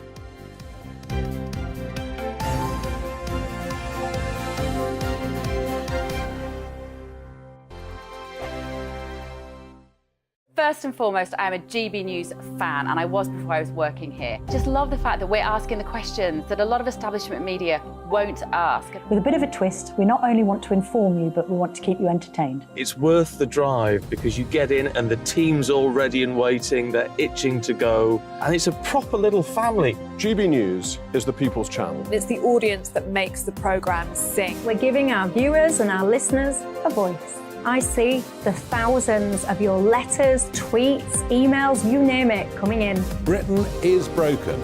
How on earth did we get into this mess? But more importantly, how do we get out of it? The establishment had their chance. Now we're here to represent you. It's time for something different. It's time for GB News. I'm very patriotic. I believe in Britain. Our best days lie ahead. Britain's watching. Britain's watching. Join us here on GB News. The People's Channel. Britain's news channel. I'm Andrew Doyle. Join me at 7 o'clock every Sunday night for Free Speech Nation, the show where I tackle the week's biggest stories in politics and current affairs with the help of my two comedian panellists and a variety of special guests. Free Speech Nation, Sunday nights from 7 on GB News, the People's Channel, Britain's news channel. Here on GB News Live, we'll be keeping you in the picture, finding out what's happening across the country and finding out why it matters to you. We'll have the facts fast with our team of reporters and specialist correspondents. Wherever it's happening, we'll be there from 12 noon on TV, radio and online. GB News, the People's Channel, Britain's news channel. I'm Michael Portillo. Join me on GB News on a Sunday morning for topical discussion, debate, arts and culture, and sometimes even ethical dilemmas. I don't always agree with you, Michael. Michael Portillo, Sundays on GB News, the People's Channel, Britain's news channel. Hello, I'm Michelle Dewberry, and you can join me every weekday 6 till 7 on Jubes and Kerr. You're an inspiration to us all. Clip that bit up. Well, you are. That's my ringtone. My political ambitions those days are gone, I can tell you. She's only teasing. Go on. He's probably going to want to lay down now. I'll give him 2 minutes to have one. Let's respectfully disagree. That's what we like on Jubes and Kerr. Come and join us. GB News, the People's Channel. Michelle Dewberry, weekday evenings at 6 o'clock. I'm Simon Evans. Join me on GB News for Headliners at 11 p.m. What's the scoop? I'll be joined by two of the country's top comedians. That's right. As we take a look at tomorrow's newspapers tonight. We're going to get into trouble. If it's a big story, we'll be covering it. Spill some tea on him. There we go. But we'll also have some fun. I wouldn't stick up a bank.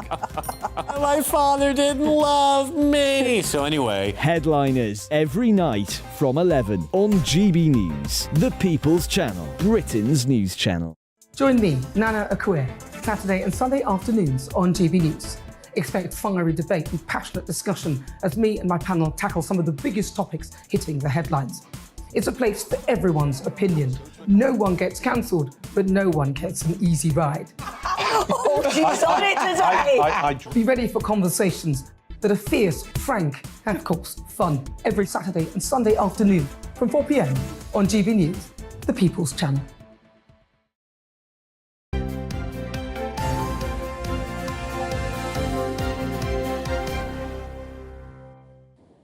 Welcome back. You are watching and listening to Breakfast with Stephen and Ellie.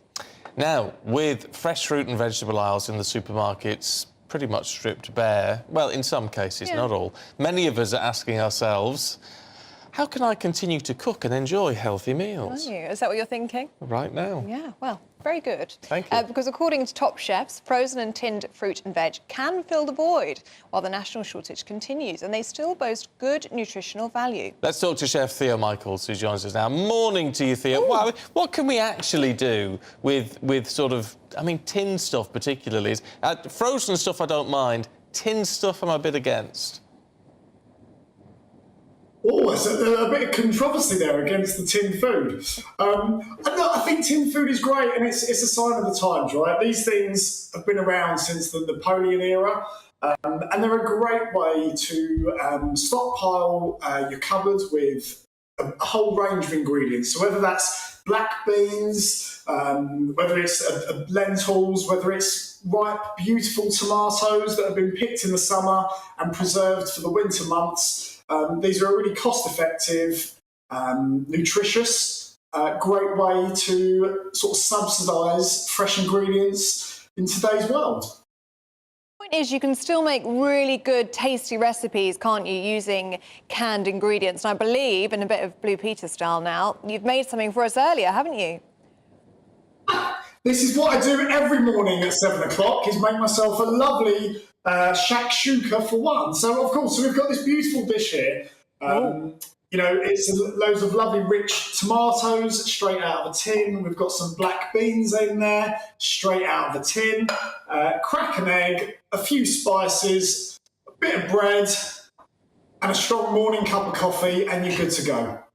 Yeah, now you see, that sounds... So you'd be up for that? That sounds pretty good. Is part of the problem, do you think, that... I mean, certainly for me, I think of tinned veg and tinned fruit from the 70s, and it always just tasted so different to anything. Have things changed over the past 40-odd years?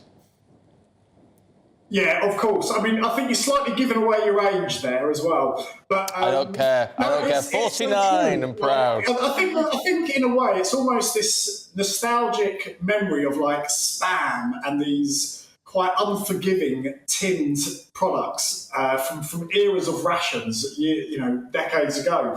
But things have changed, and the quality of the ingredients have gone up. And also, I think it's quite a cultural thing. So around a lot of places in Europe, the idea of tinned ingredients is revered. So I wrote the book on canned food, and it was really interesting doing a lot of the research, because around Europe, things like beautiful anchovies and sardines that are preserved at their ripeness are not frowned upon. They're embraced as a category of ingredient in their own right. So I think we can afford to up our game and open our minds a little bit to using canned and tinned ingredients. Yeah. So, Theo, if people are watching and listening at home, what should we have in our cupboards? What tins should we be buying? And what things should we have in our freezer to always have some good meals to go to?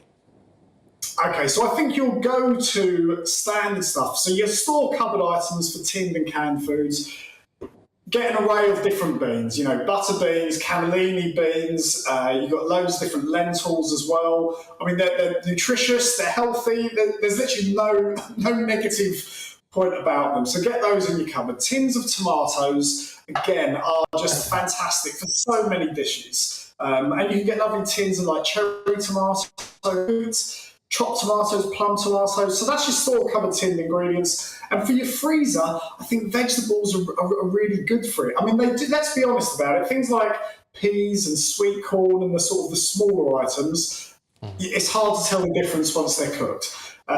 For sort of bigger fruits and vegetables, sometimes they can be a bit mushier compared to fresh. So we just use them in a slightly different way. Cook with them rather than have them as a salad, for instance, and you're good to go. So definitely the peas and the sweet corn and the broad beans, soybeans, stick those in your freezer, load up your cupboards with tins ingredients, and then join me for breakfast for a lovely morning shakshuka.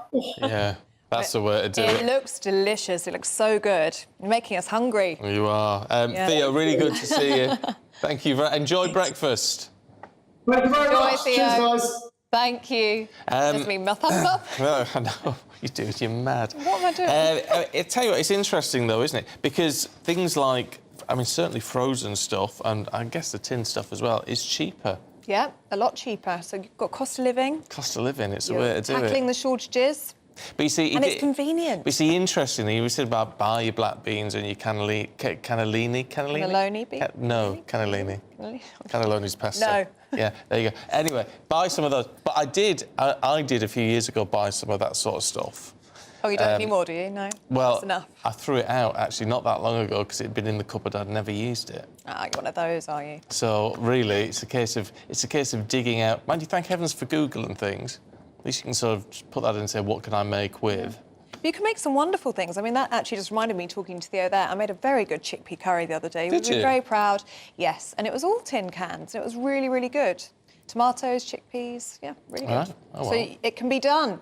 Let us know. Are you making anything really yummy with tinned goods, frozen goods? GBNews at gbnews.uk. Yeah. But it does depend what shops you go into. I went into a little corner shop yesterday, full of fruit and veg. Yeah. And it smelled amazing. And farm shops are still farm full. shops. So it really does supermarkets depend, you've got a problem yeah. with. where you're shopping as well. Anyway, yes, recipes, send them this way. Yes. Very nice indeed, thank you very much. Now, don't go anywhere because a new survey has found more children apparently want jobs in social care than being influencers on social media, which sounds remarkable in this day and age. I'll tell you more in a minute.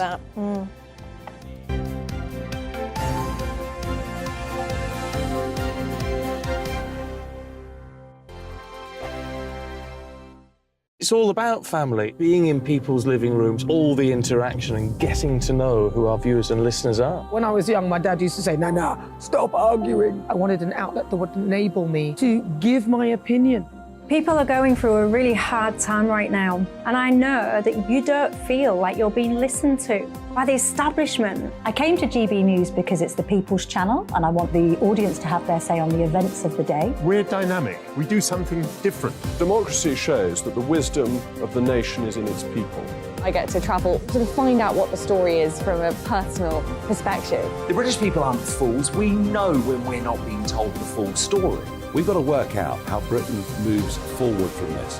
It's the best country in the world. The establishment had their chance. Now we're here to represent your views. Britain's watching. Britain's watching. Britain's watching. We're proud to be GB News, The People's Channel. Britain's news channel. GB News has its own late-night paper preview show, Headliners, where comedians take you through the next day's top news stories. You don't have to bother reading the newspaper, we've got it covered for you. Headliners, every night at 11 p.m. and repeated every morning at 5 a.m. We won't send you to sleep like some of the other paper review shows out there. GB News, the People's Channel, Britain's news channel. Hi, Andrew Pierce here. Join me every Friday lunchtime for a proper no-nonsense debrief of the week's events. With special guests in the studio and the GB News team on the ground, I'll be getting you up to date with news, some intelligent discussion and my own sharp take. The weekend starts here with me every Friday lunchtime on GB News, the People's Channel, Britain's news channel. Join me, Camilla Tominey, on Sunday mornings from 9:30, taking the politicians to task and breaking out of SW1 to see how their decisions are affecting you across the UK. Bursting the Westminster bubble every Sunday morning, only on GB News, the People's Channel. Britain's watching. You've probably seen politicians interviewed 1,000 times, but we do it differently. We find out who they really are, we don't shout, we chat, and hopefully we bring a bit of light, not just heat. Did you know, Kate Moss? Apparently. Do you have a pair of jeans or a pair of jeans? No, of course I don't. What would I do with them? My friends are like, oh my God, what's she doing now? Join me every Sunday at 6 for Gloria Meets, only on GB News, the People's Channel, Britain's news channel. I'm Jacob Rees-Mogg, the Member of Parliament for North East Somerset and a former government minister. For years, I've walked the corridors of power in both Westminster and the City of London. I campaigned in the largest democratic vote in our island story. I know this country has so much to be proud of. We need to have the arguments, the discussions on how we make it better. The wisdom of the nation is in its people. Vox Populi, Vox Dei. That's why I'm joining the People's Channel. Join me Monday to Thursday at 8 p.m. on GB News, Britain's news channel. Westminster is going around in ever-decreasing circles, followed by the media. Britain is broken. How on earth did we get into this mess? But more importantly, how do we get out of it? Join me at 7 p.m, Mondays to Thursdays on Farage, here on GB News. We will have open, rational debate. We've got to work out how Britain moves forward from this. Join us here on GB News, the People's Channel. Britain is watching.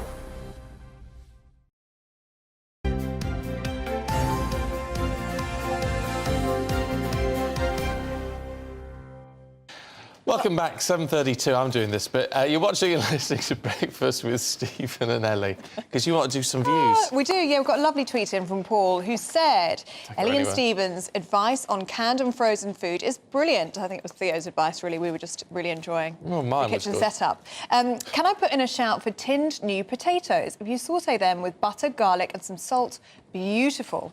And the book is good as well, by the way. Oh, well, there you go. Oh, that's an idea. Sauté, is that in a frying pan? Yes, like this. You know, when you see the chefs do All right. Right, I'll give that a whirl. I'll look for a bit of that. Thank you very much indeed. Yep, keep them Paul. coming in. We like that. Let's look at the papers for you this morning. We'll start with the Express. As Boris Johnson saying Rishi's deal on Northern Ireland will not take back control. The Eye reports on MI5's missed chance to stop the Manchester Arena bomber. For the Mirror, teachers were heroes during the pandemic, it says. How dare Hancock and Williamson ridicule them? That's all to do with those WhatsApp messages. And finally, The Guardian has Tory anger as Labour hires Partygate official. Let's go through some of those then with broadcaster Liz Kershaw and Andrew Barclay from Yopa. Good to see you both this morning. Andrew, let's start with The Sun, should we? And looking at the MI5 missed intelligence when it comes to Manchester Arena. Yeah, so, I mean, it looks like... so the inquiry was yesterday and it concluded that there was some massive security blunders. That means that Abadi, the man who carried out the attack, should have been caught well in advance, and that resulted in the 22 victims of the arena. The interesting thing is that Sir John Saunders pointed to two key pieces of information that we don't know because of national security reasons. We aren't privy to it, but two key pieces of information that were passed to MI5 that should have resulted in him being caught, and if... Yeah, I mean, because of the national security reasons, it's very hard to understand really what's going on, apart from the fact that I would say that 99% of the time, you know, they do an amazing job in keeping us safe.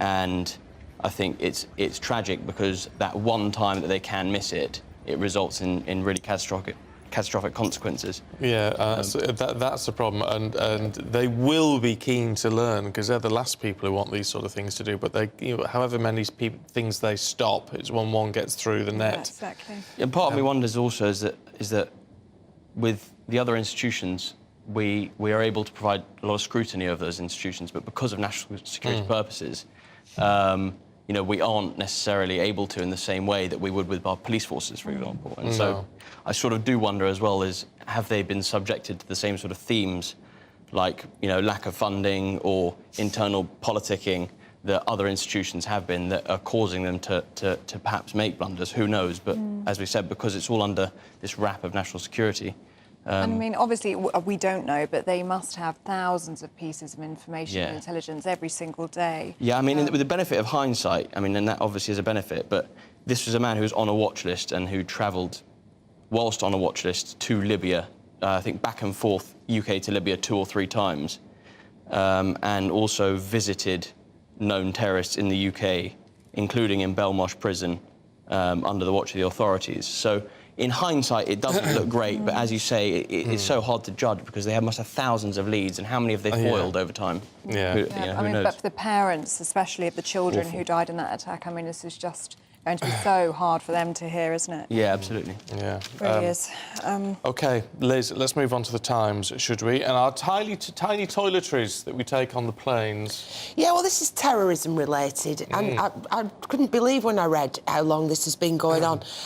2006, the security forces foiled a plot by Islamic terrorists to down 7 flights departing from Heathrow using liquid explosives disguised as soft drinks. Yeah. And from then on, we've all had to face the major inconvenience, haven't we, of not being able to take anything through airport security onto a plane unless we spent ages at home messing up the bathroom, decanting tiny amounts of shampoo into tiny bottles, and that's the headline on this tiny toiletries.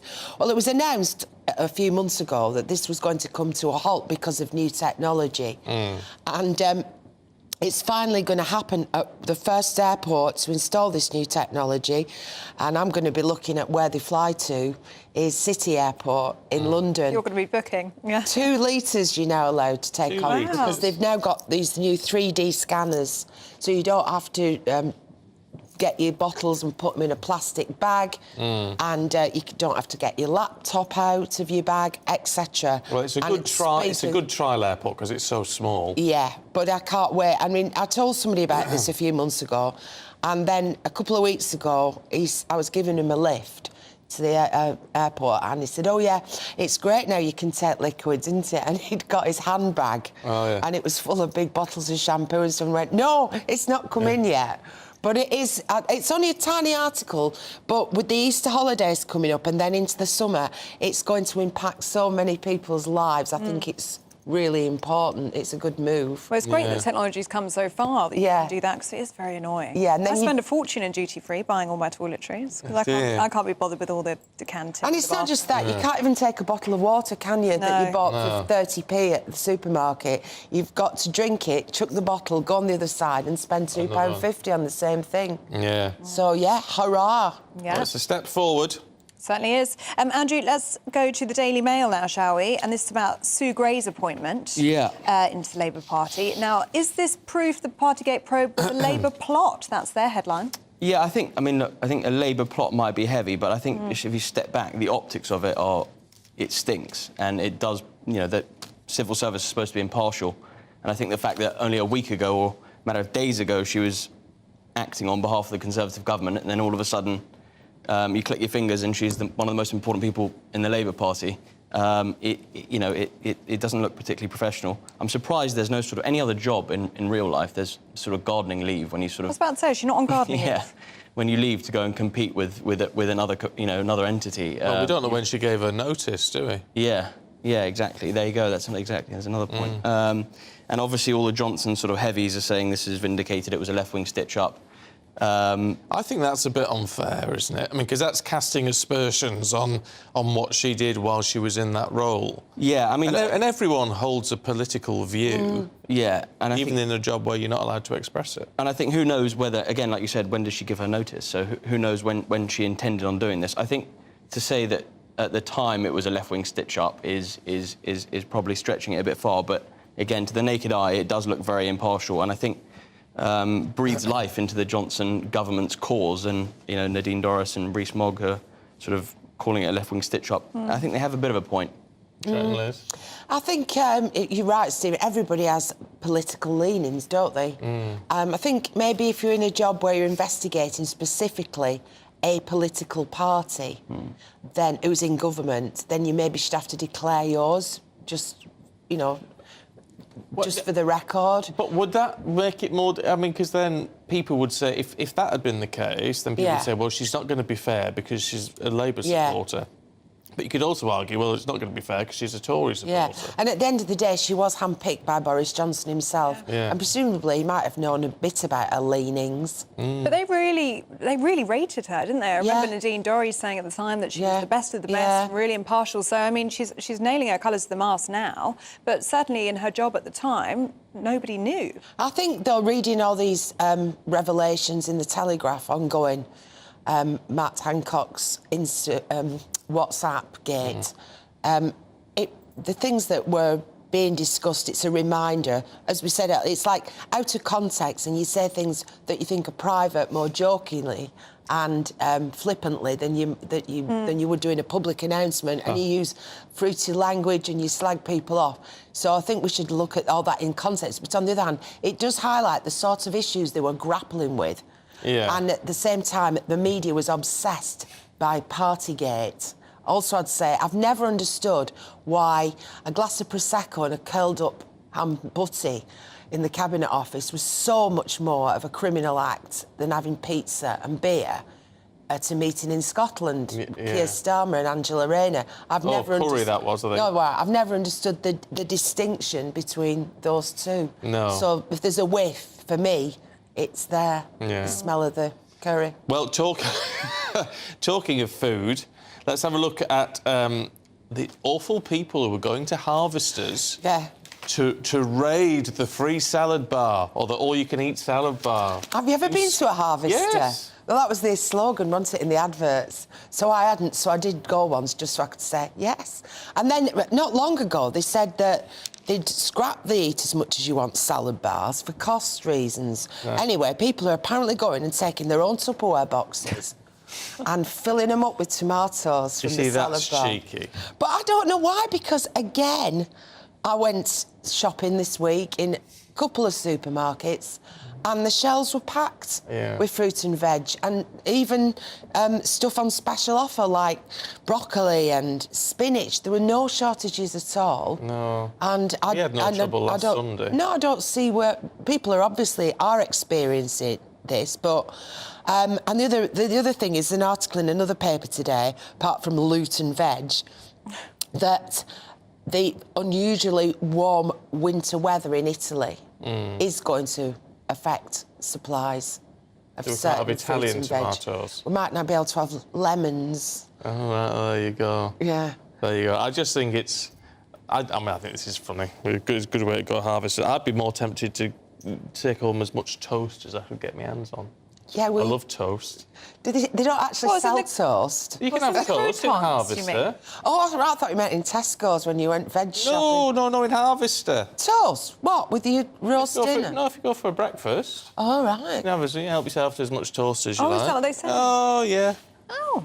Oh, do a bit of that, me. Andrew, should we look at the Financial Times now and worries for London stock market? Yeah, so fears for the London stock market mounting after SoftBank and a bunch of other companies have either moved or are thinking about moving to list in other countries like New York. ARM is a real national champion. It's basically it's a chip designer that makes chips for all of our 95% of the world's mobile phones. So as far as a technology champion goes, we should have done everything we can to try and keep them. And credit to the current PM, Rishi's done everything he can and lobbied the leadership directly, but I think it's a little bit too late.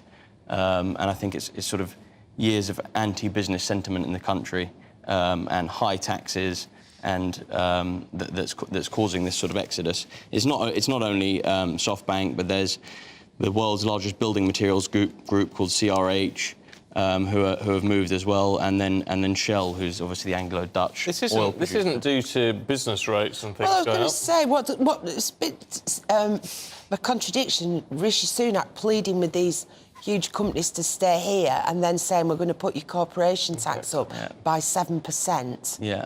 And when all business leaders in this country are telling him and Jeremy Hunt, it's a big mistake. It won't create productivity or growth, and they're just ignoring him. On the other hand, they're saying, "Oh, please stay on the London Stock Exchange." Yeah. And it's not only that. I mean, there's also in the last budget there was a bunch of subsidies for technology companies and startups that also contributes to this. So it's quite a broad issue, and the reality is there are deeper pools of capital in New York and other areas at the moment than there is in London because of our tax policy. I mean, Brexit gets a disproportionate amount of flack for it, but the truth is it's a lot of policy decisions and tax decisions that's resulting in this sort of exodus. Yeah, they said last week there are reasons why big companies register in the Netherlands and Ireland because they pay less tax. Ireland's 12%, isn't it? And yeah.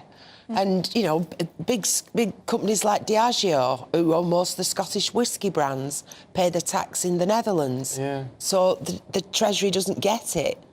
It doesn't go to Scotland, and there's reasons for that. Yeah, it's encouraging them back with reduce the rates, but then we get more revenue, which has been the argument for a long time. Now, Liz, in the Daily Star, I want you to be very careful. Well, please. I thought of... No, it's all right. Breakfast show. It's all right. Mrs. Slocum's on the front page. Yeah, all right, well, you can imagine. Well, can you imagine? Can you imagine in lockdown if you'd been at home stroking your little Timmy? Yeah. And they'd said, we're going to exterminate him. Oh, it wouldn't have happened. That's it. There are so many cats in this country, and it was discussed that they might be roaming from house to house, in and out of the cat flaps, 350,000 cats as pets, and there was talk by the government that they might have to be exterminated in order to stop the spread of COVID. But the government, then we might think they're out of touch and we might think they got decisions wrong during lockdowns and the pandemic, but they actually sat there at the table in the cabinet office and cabinet room and said, you know, we just wouldn't get away with this one. No. I think that there would have been anarchy in the UK if people had said, you know, Mrs. Slocum. Yeah. if a cat had disappeared and she did actually have to say, has anybody seen my pussy? Yeah. Which is on the front page of the Star. Keep your filthy hands. Yes, all right, Liz, you've crossed the line. You've crossed the line. I haven't crossed the line. I'm talking about cats.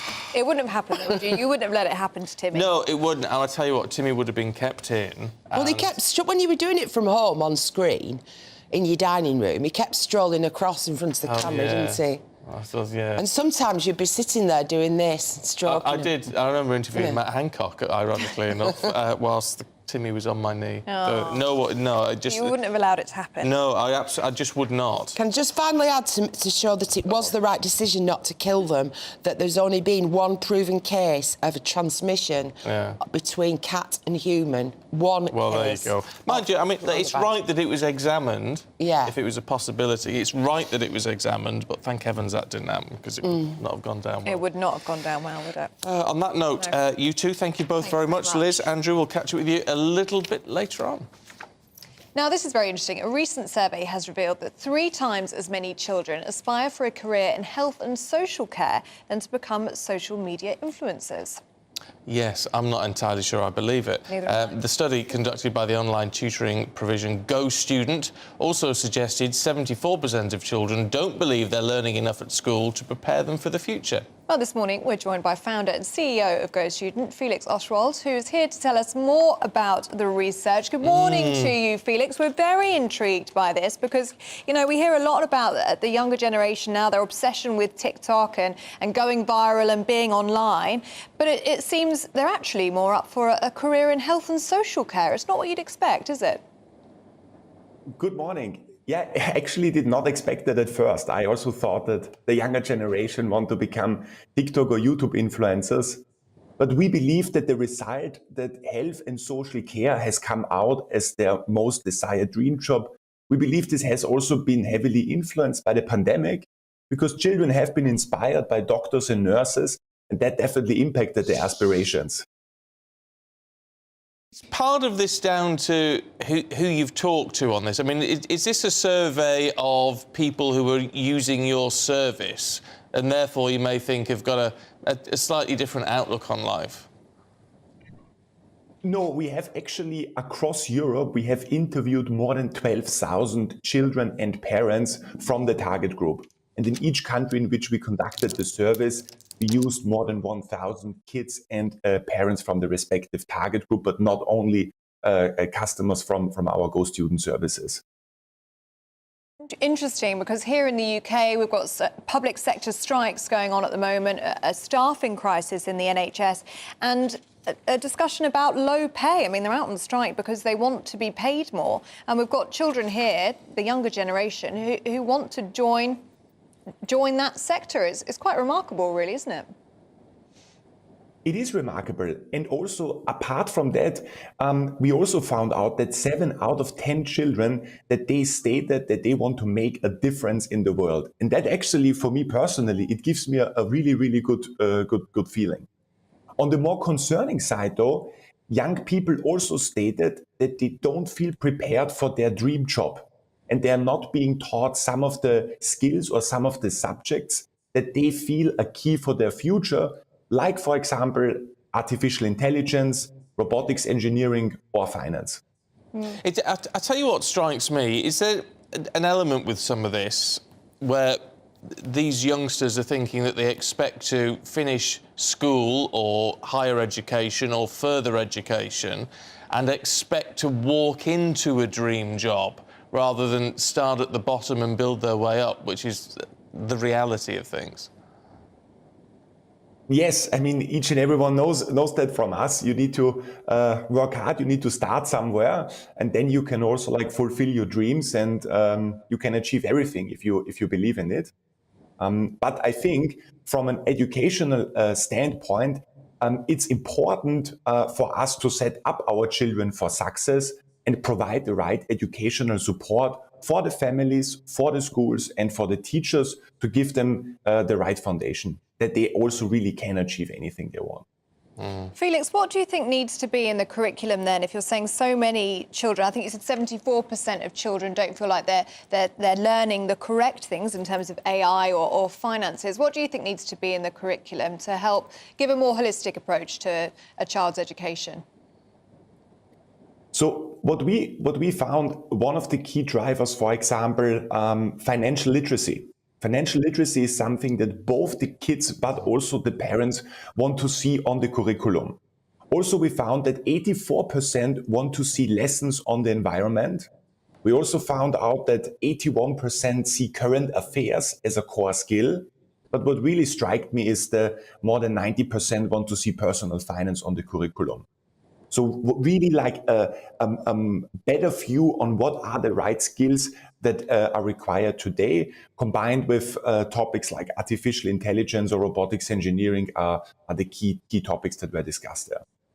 Really interesting. Felix, really good to talk to you this morning. Thank you very much for that. And I would agree. I think finance, personal finance, those sort of things are lacking now. And it's because they are skills which are, you don't just apply to your own life, but you can apply them to jobs and all the rest of it. Transferable skills, transferable knowledge.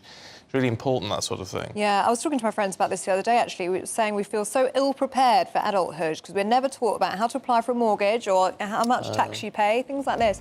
Let us know what you think. gbnews@gbnews.uk. Lots more to come, including the latest on the Partygate investigator being appointed the Labour leader's new Chief of Staff. That's after this.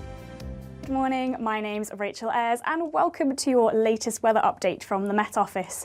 So to end the week, there will be some sunny spells around, but cloudier weather as well as the odd light shower as we cling on to high pressure for just one more day.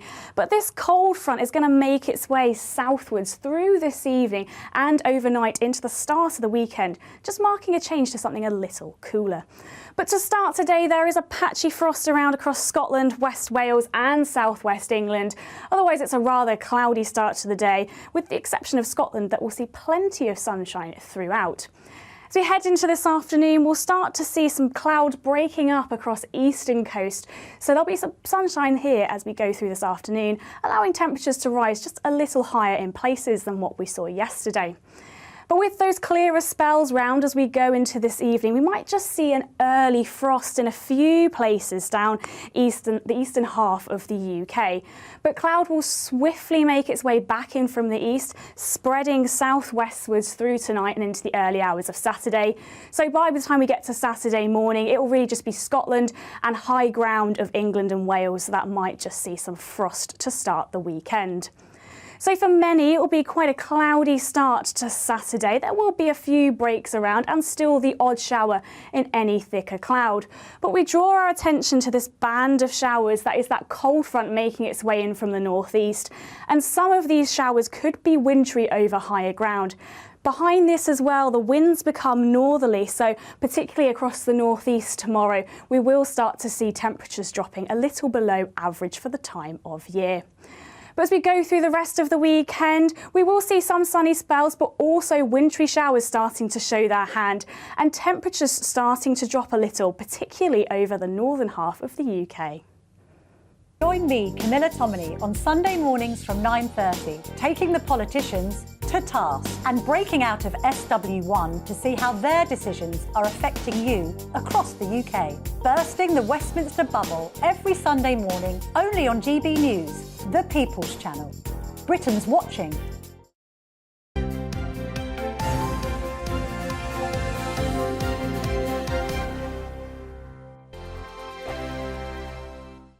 I joined GB News because I was sick and tired of not hearing my views being represented, not just mine, but so many people that I knew and spoke to. I just couldn't get my voice out there. I couldn't say anything. I couldn't do anything. Whatever the narrative was, I kind of had to follow it. GB News is there to provide a voice for those who have been ignored by the establishment media. We think different things, we've got a different style. GB News is here to be optimistic and positive about the future. It's real kind of dynamic and flowing, with the audience very much at the heart of it, like a big family.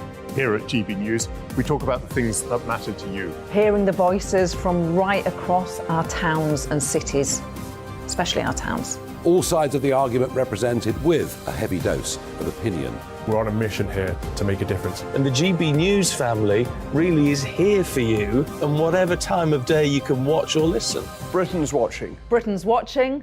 We're proud to be GB News, the People's Channel. Britain's news channel. Monday to Thursday, 9 p.m. till 11 p.m. Join me, Dan Wootton. I'll bring you the sharpest takes and hottest debates. Do you not believe in prison? I don't believe in prisons. I'm completely stunned. I guarantee you there'll be no spin, no bias, no censorship. I actually was personally quite offended by it. And no reason to go to bed. So I guess they've always been quite woke. That's Dan Wootton tonight on TV, radio and online. Monday to Thursday from 9 p.m. till 11 p.m. on GB News. The People's Channel, Britain's news channel.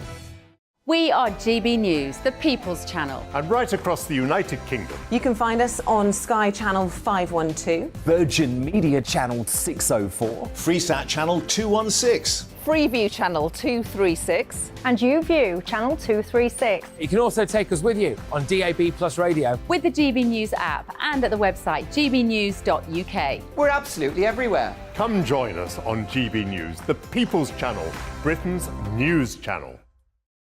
Hello, I'm Michael Portillo. You can join me every Sunday on GB News. Remember to subscribe to the GB News YouTube channel and to download the GB News app to stay up to date with the latest GB News content. GB News, the People's Channel, Britain's news channel. Join me, Lawrence Fox, on GB News. Frank, fun, fearless and sometimes serious. Much as I love a Friday night punch-up, what I really want is a battle of ideas. I want to look at things differently. I want to hear different voices and engage with your unique experiences. Every Friday at 7 p.m. on GB News. Hello, I'm Esther McVeigh. And I'm Philip Davis. Whether you're watching or listening on TV, online or on radio, we handpick the latest stories, debates and expert opinions for your weekend. So whether that's politics, news or showbiz, we've got it covered. Join us every Saturday morning at 10 o'clock on GB News. I'm Mark White. As GB News Home and Security Editor, I cover those key issues that are so important to you. Our authorities, our communities doing all they can to combat violent crime. With the public services under unbearable strain, why are we still failing to control our borders? Defence, the first priority of any government, has been continually hollowed out. Can we trust our politicians to protect the armed forces? Join me, Mark White, on GB News.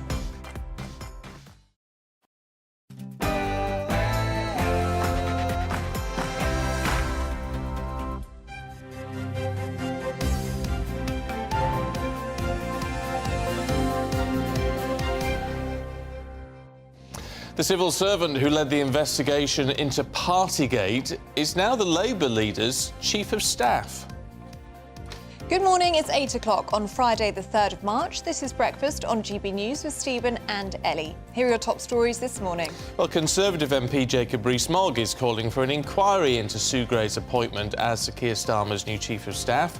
The senior civil servant led an investigation into Partygate that found a failure of leadership at number 10 during Boris Johnson's premiership.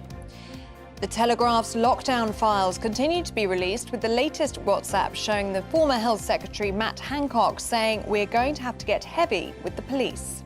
Well, we'll find out what you think about all of that and whether the lockdowns were the right thing to do in our GB News People's Poll. And Boris Johnson has said he would find it very difficult to vote for Rishi Sunak's new Brexit deal on Northern Ireland. More on this coming up. Also, with fruit and veg shortages predicted to go on for the next 4 weeks or so, we may have no choice but to think outside our regular fridge fillers. We'll try and give you one or two clues. And as ever, you can join in any of our discussions this morning by emailing gbviews@gbnews.uk, or you can tweet us at gbnews.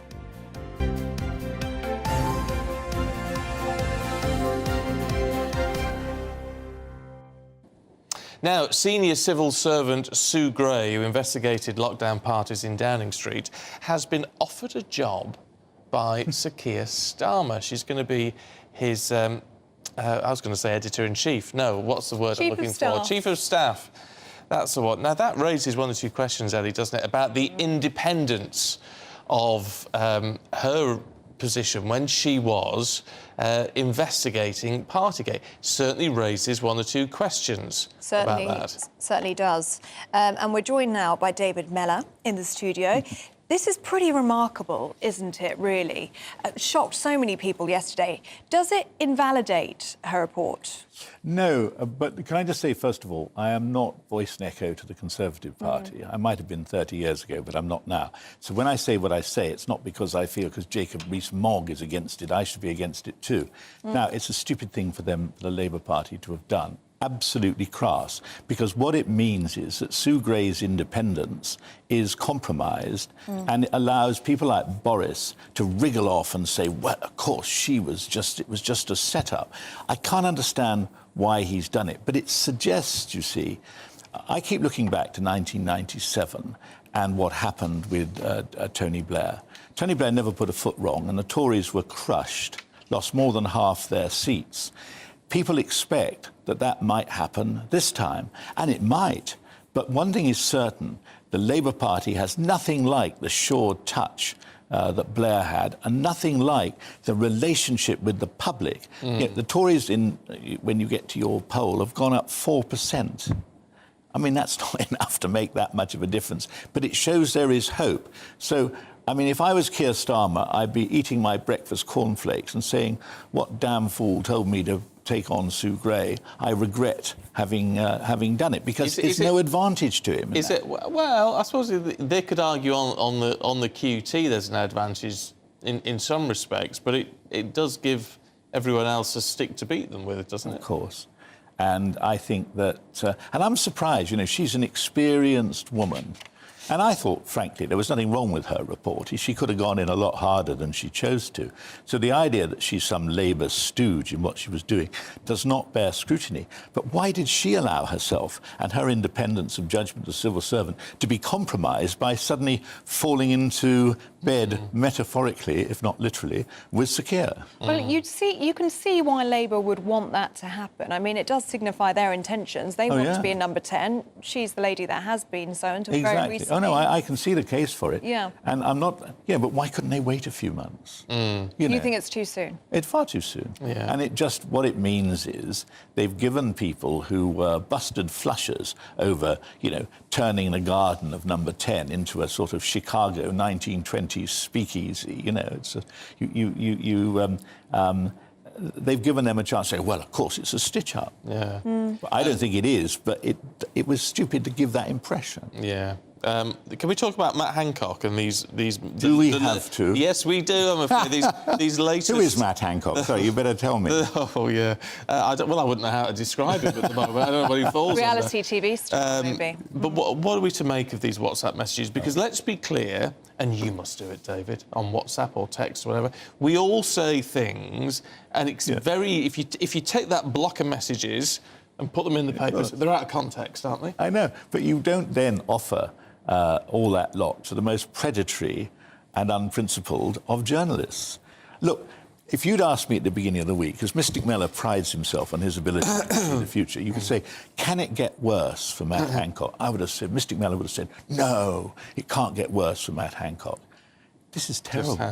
I mean, this is not just bad, it's terrible. It shows a total lack of judgment. And some of these messages, because this is the real stuff, you know, people think they've got a great scoop if some civil servant drafted minute gets leaked. But this is how it really was. And they don't come out of it very well, do they? No. They look inglorious. They look like people who are, you know, look, there's not enough big people in the room in all of these discussions. That's the problem. Yeah. Well, look, interestingly, actually, we need to refer to this because some of those messages also mentioned locking up one of our GB News presenters, our colleague Nigel Farage. Not me nor you, but nevertheless. No, Nigel Farage, for breaking lockdown rules. Yes, he reacted to it on his show last night. Let's take a listen in. Did I go and visit elderly relatives that I shouldn't have done under the law? Yes, I did. And I bet many of you did too. Did I meet the odd person for a drink in the garden when we weren't allowed to? Yes, I did. And I bet many of you did too. Wherever I did, whatever I was doing when I was out there breaking these ludicrous rules, I always made sure I used hand sanitizer. I always kept my distance from people. And I have to say, you know, bad laws make people lawbreakers. What do you reckon? Well, I mean, he's right, isn't he? I mean, I am not in the business of making admissions, but some of the things he says, he did, I did. But, you know, but where it really gets stupid, but also, I think, offensive, is using the police as a weapon against a political opponent. I don't approve of that. Yeah. No, that's when it gets concerning, isn't it? Because you say that everyone, or certainly a large proportion of people, did things which weren't necessarily within the exact letter of the rules. Yeah, I mean, it's a great British tradition that if you think the rules are daft, you disobey them. But I think the real point here is, what is Hancock doing? First of all, giving that journalist, if she is a journalist, she's more of a campaigner. To be fair, she is a journalist, but I mean, he worked with her very closely writing the book, didn't he? Why? Wow. Why? I mean, but I tell you what, Mystic Mellor is now back making predictions that he thinks are going to be right. Hancock has finished himself. It's going to be very difficult to take Hancock seriously in the future, because this is such a crass error. Getting back to Nigel Farage, look, he's loving it, Nigel. He's such a professional. Yeah. He's loving it.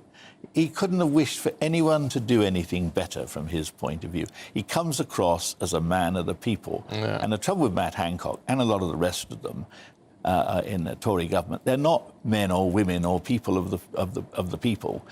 They're just weird types who can't really be normal. Well, I can't really comment on that, David. I take responsibility for everything I say. Anyone in politics. My address for service of legal proceedings is... I was going to say. The point is, there's going to be a lot more to come, isn't there? I mean, the lockdown files in the Telegraph, this is only day 3, but there's 100,000 messages. I mean, this could go on for weeks, couldn't it? I mean, this is mother's milk to them. Yeah. Look, put yourself in this position. You're a friend of Matt Hancock's. He comes and says, you two know a thing or two. I've had this idea that, you know, I've got all these WhatsApp messages. I can't be bothered to go through them all myself, so I'm going to ask this journalist to look through them. What do you think about that as an idea? What would you have said? Yeah, it's asking. I mean, it is asking for trouble, isn't it, as far as that goes? It's shouting out from every high road, I want trouble. Here's I'm going to give myself trouble. Is all of this going to... You mentioned in our People's poll the 4-point lead. 4 point, the Tories going up 4%. Yes, for increase of... I mean, it still gives Labour a 21-point lead. Yeah, of course. But could this damage it, or will this just be water under the bridge? Of course, because, you know, I come back to the point I made earlier. There's not enough grown-ups in the room as far as the government are concerned. And, you know, and of course, Hancock, although he's no longer a minister, he has the ability to drag them into trouble.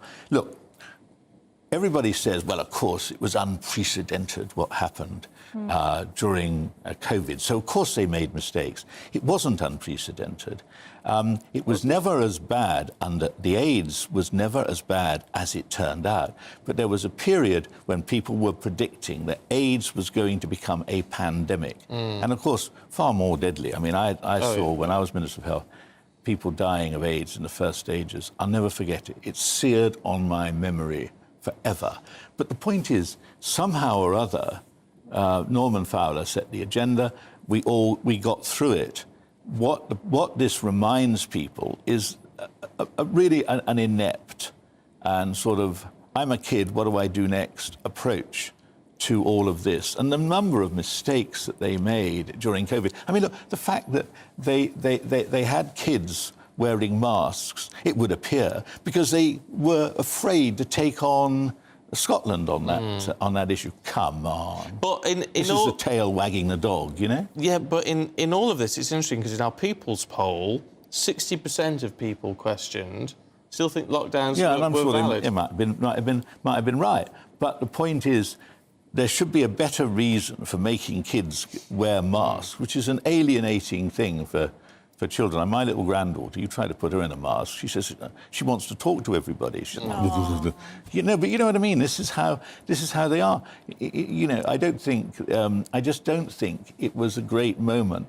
But there needs to be a better reason, and the fact you're afraid of the Scottish regional government is nonsense. Well, what do you reckon to this, then? Iqbal in Inverness. Hi, Iqbal. It says, my best friend Carl passed away in January 21 because of COVID. He was younger than me, 22, had no underlying symptoms. He didn't live long enough to be saved by the vaccine.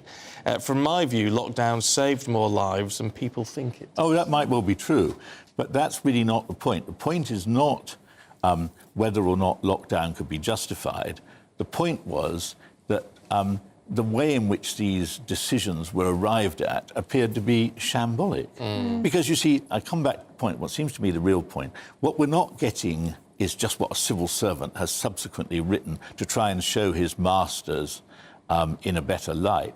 This is what they really thought. Yeah. You know, and it doesn't show much elevated thinking, does it? No. I mean, you'd like our lords and masters to think in perhaps rather more distinguished way than that. Oh, well, we would, but is that unreal? Come on, you've lived and breathed politics for a long time. That's not realistic, I mean, look, is it? the most depressing moment of my life was when I got somewhere near the centre of events, where I assumed you'd have people who knew everything. Yeah. And you suddenly realise you don't really know anything. Yeah. You're no different from the rest of us. They just got bigger jobs. Oh, I'm thoroughly depressed now. Really good to see you this morning. Thank you very much indeed. Oh, that's a harsh but fair reality, probably, isn't it? A message here from Keith, which I think is really interesting. Those anti-lockdowners completely missing the point when they say that lockdowns don't work. The whole point of lockdown, if you remember, was to prevent the NHS from being overwhelmed, because an overwhelmed NHS mean all of those requiring hospitalisations ended up dead. The NHS was not overwhelmed, and as a result, we avoided that situation. So lockdowns did work, and they should be used again if required. Yeah, it's a really interesting point. If you've got a view, gbviews@gbnews.uk. Now, a former celebrity Big Brother winner is to be sentenced after being found guilty of voyeurism and disclosing private sexual photographs and films with intent to cause distress. Yeah, 33-year-old Stephen Bear secretly recorded consensual sex with his then-girlfriend, Georgia Harrison, and the video was then seen circulating online. Well, joining us now is GB News' South East of England reporter Ray Addison. Good morning to you, Ray. What should we expect to happen today? Yeah, good morning to you both. Georgia Harrison says she felt hurt, humiliated and ashamed when she realised that her former boyfriend, Stephen Bear, had shared footage of the couple having sex in his garden online. Now, this incident took place in August of 2020 when they were dating, and it was filmed on CCTV cameras set up around the grounds of Bear's Essex home. Miss Harrison says she had no idea that she was being filmed, and when she realised, she urged him to delete the footage. However, later on that day, she saw that he had sent it to somebody on WhatsApp. Now, from that day on, Miss Harrison lived in fear that it would surface, eventually becoming aware that it was actually circulating online and receiving messages from as far away as America from people saying that they had viewed it. Miss Harrison was actually forced to hire someone to get the video then removed from adult websites. Now, in January of last year, Bear, as you said, was charged with voyeurism and 2 counts of disclosing private sexual photographs or films with intent to cause distress. And during the trial, Miss Harrison actually waived her right to anonymity, saying that it had already been taken away from her. Now, Bear did deny all of the charges. He claimed that he deleted the footage on the same day that it was filmed and had only shared it with Miss Harrison. However, he was unable to explain how it had ended up on his OnlyFans page, where it earned him more than £2,000. Now, upon hearing the guilty verdict, Bear told the judge that he'd been unable to receive a fair trial because of media coverage. However, Miss Harrison said that she wants all men and boys to realise that there are consequences to this type of behaviour. Here she is speaking after the verdict. The only way to describe how I'm feeling is relieved. The last 2 years have been absolute hell, and this verdict will allow me to put the pain I've suffered in the past and start embracing my future. Bear's behaviour was completely unacceptable, and those who choose to commit such a crime should and will be prosecuted. I've felt ashamed at times, hurt, violated and even broken, but today I stand here feeling empowered, grateful, a huge sense of unity with everyone who supported me to get to this point, and just relieved. Now, Bear was released on bail whilst he awaited sentencing. However, he could face as much as 2 years in jail. He'll find out what his new reality is, if you like, later on today. Hey, Ray, thanks very much indeed. Very brave of Georgia Harrison to publicly speak about that, because she doesn't need to. No. So it'll be very interesting to see what happens with that sentencing a little bit later on today. It is the new reality with all these, online and all the stuff that you can just do now. People need to be aware of the consequences. Yeah. And I think the fact of this case, as Ray was just pointing out, was the fact that Stephen Bear had monetised that video, made £2,000 from it on OnlyFans. So, I mean, that's a whole other dimension that we haven't really seen before. No. Those kind of platforms do exist now. Yeah.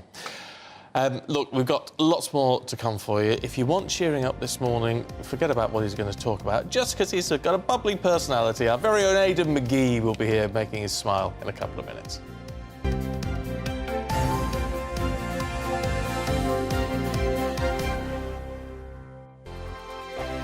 First and foremost, I am a GB News fan, and I was before I was working here. Just love the fact that we're asking the questions that a lot of establishment media won't ask. With a bit of a twist, we not only want to inform you, but we want to keep you entertained. It's worth the drive because you get in and the team's all ready and waiting, they're itching to go, and it's a proper little family. GB News is the people's channel. It's the audience that makes the programme sing. We're giving our viewers and our listeners a voice.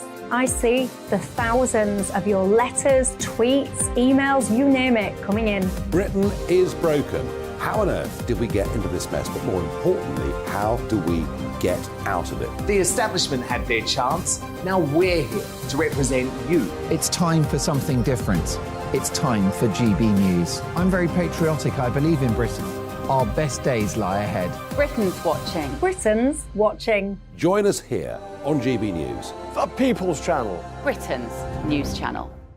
I'm Andrew Doyle. Join me at 7 o'clock every Sunday night for Free Speech Nation, the show where I tackle the week's biggest stories in politics and current affairs with the help of my 2 comedian panellists and a variety of special guests. Free Speech Nation, Sunday nights from 7 on GB News, the People's Channel, Britain's news channel. Here on GB News Live, we'll be keeping you in the picture, finding out what's happening across the country and finding out why it matters to you. We'll have the facts fast with our team of reporters and specialist correspondents. Wherever it's happening, we'll be there from 12 noon on TV, radio and online. GB News, the People's Channel, Britain's news channel. I'm Michael Portillo. Join me on GB News on a Sunday morning for topical discussion, debate, arts and culture, and sometimes even some ethical dilemmas. I don't always agree with you, Michael. Michael Portillo, Sundays on GB News, the People's Channel, Britain's news channel. Hello, I'm Michelle Dewberry, and you can join me every weekday 6 till 7 on Jubes and Kerr. You're an inspiration to us all. Clip that bit up. Well, you are. That's my ringtone. My political ambitions those days are gone, I can tell you. She's only teasing. Go on. He's probably going to want to lay down now. I'll give him 2 minutes to have one. Let's respectfully disagree. That's what we like on Jubes and Kerr. Come and join us. GB News, the People's Channel. Michelle Dewberry, weekday evenings at 6 o'clock.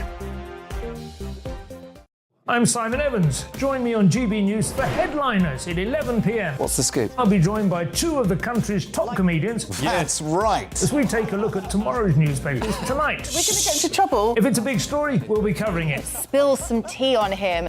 There we go. But we'll also have some fun. I wouldn't stick up a bank. My father didn't love me. So anyway. Headliners every night from 11 on GB News, the People's Channel, Britain's news channel. Join me, Nana Akue, Saturday and Sunday afternoons on GB News. Expect fiery debate and passionate discussion as me and my panel tackle some of the biggest topics hitting the headlines. It's a place for everyone's opinion. No one gets cancelled, but no one gets an easy ride. Oh, she's on it today! Be ready for conversations that are fierce, frank, and of course, fun. Every Saturday and Sunday afternoon from 4 p.m. on GB News, the People's Channel.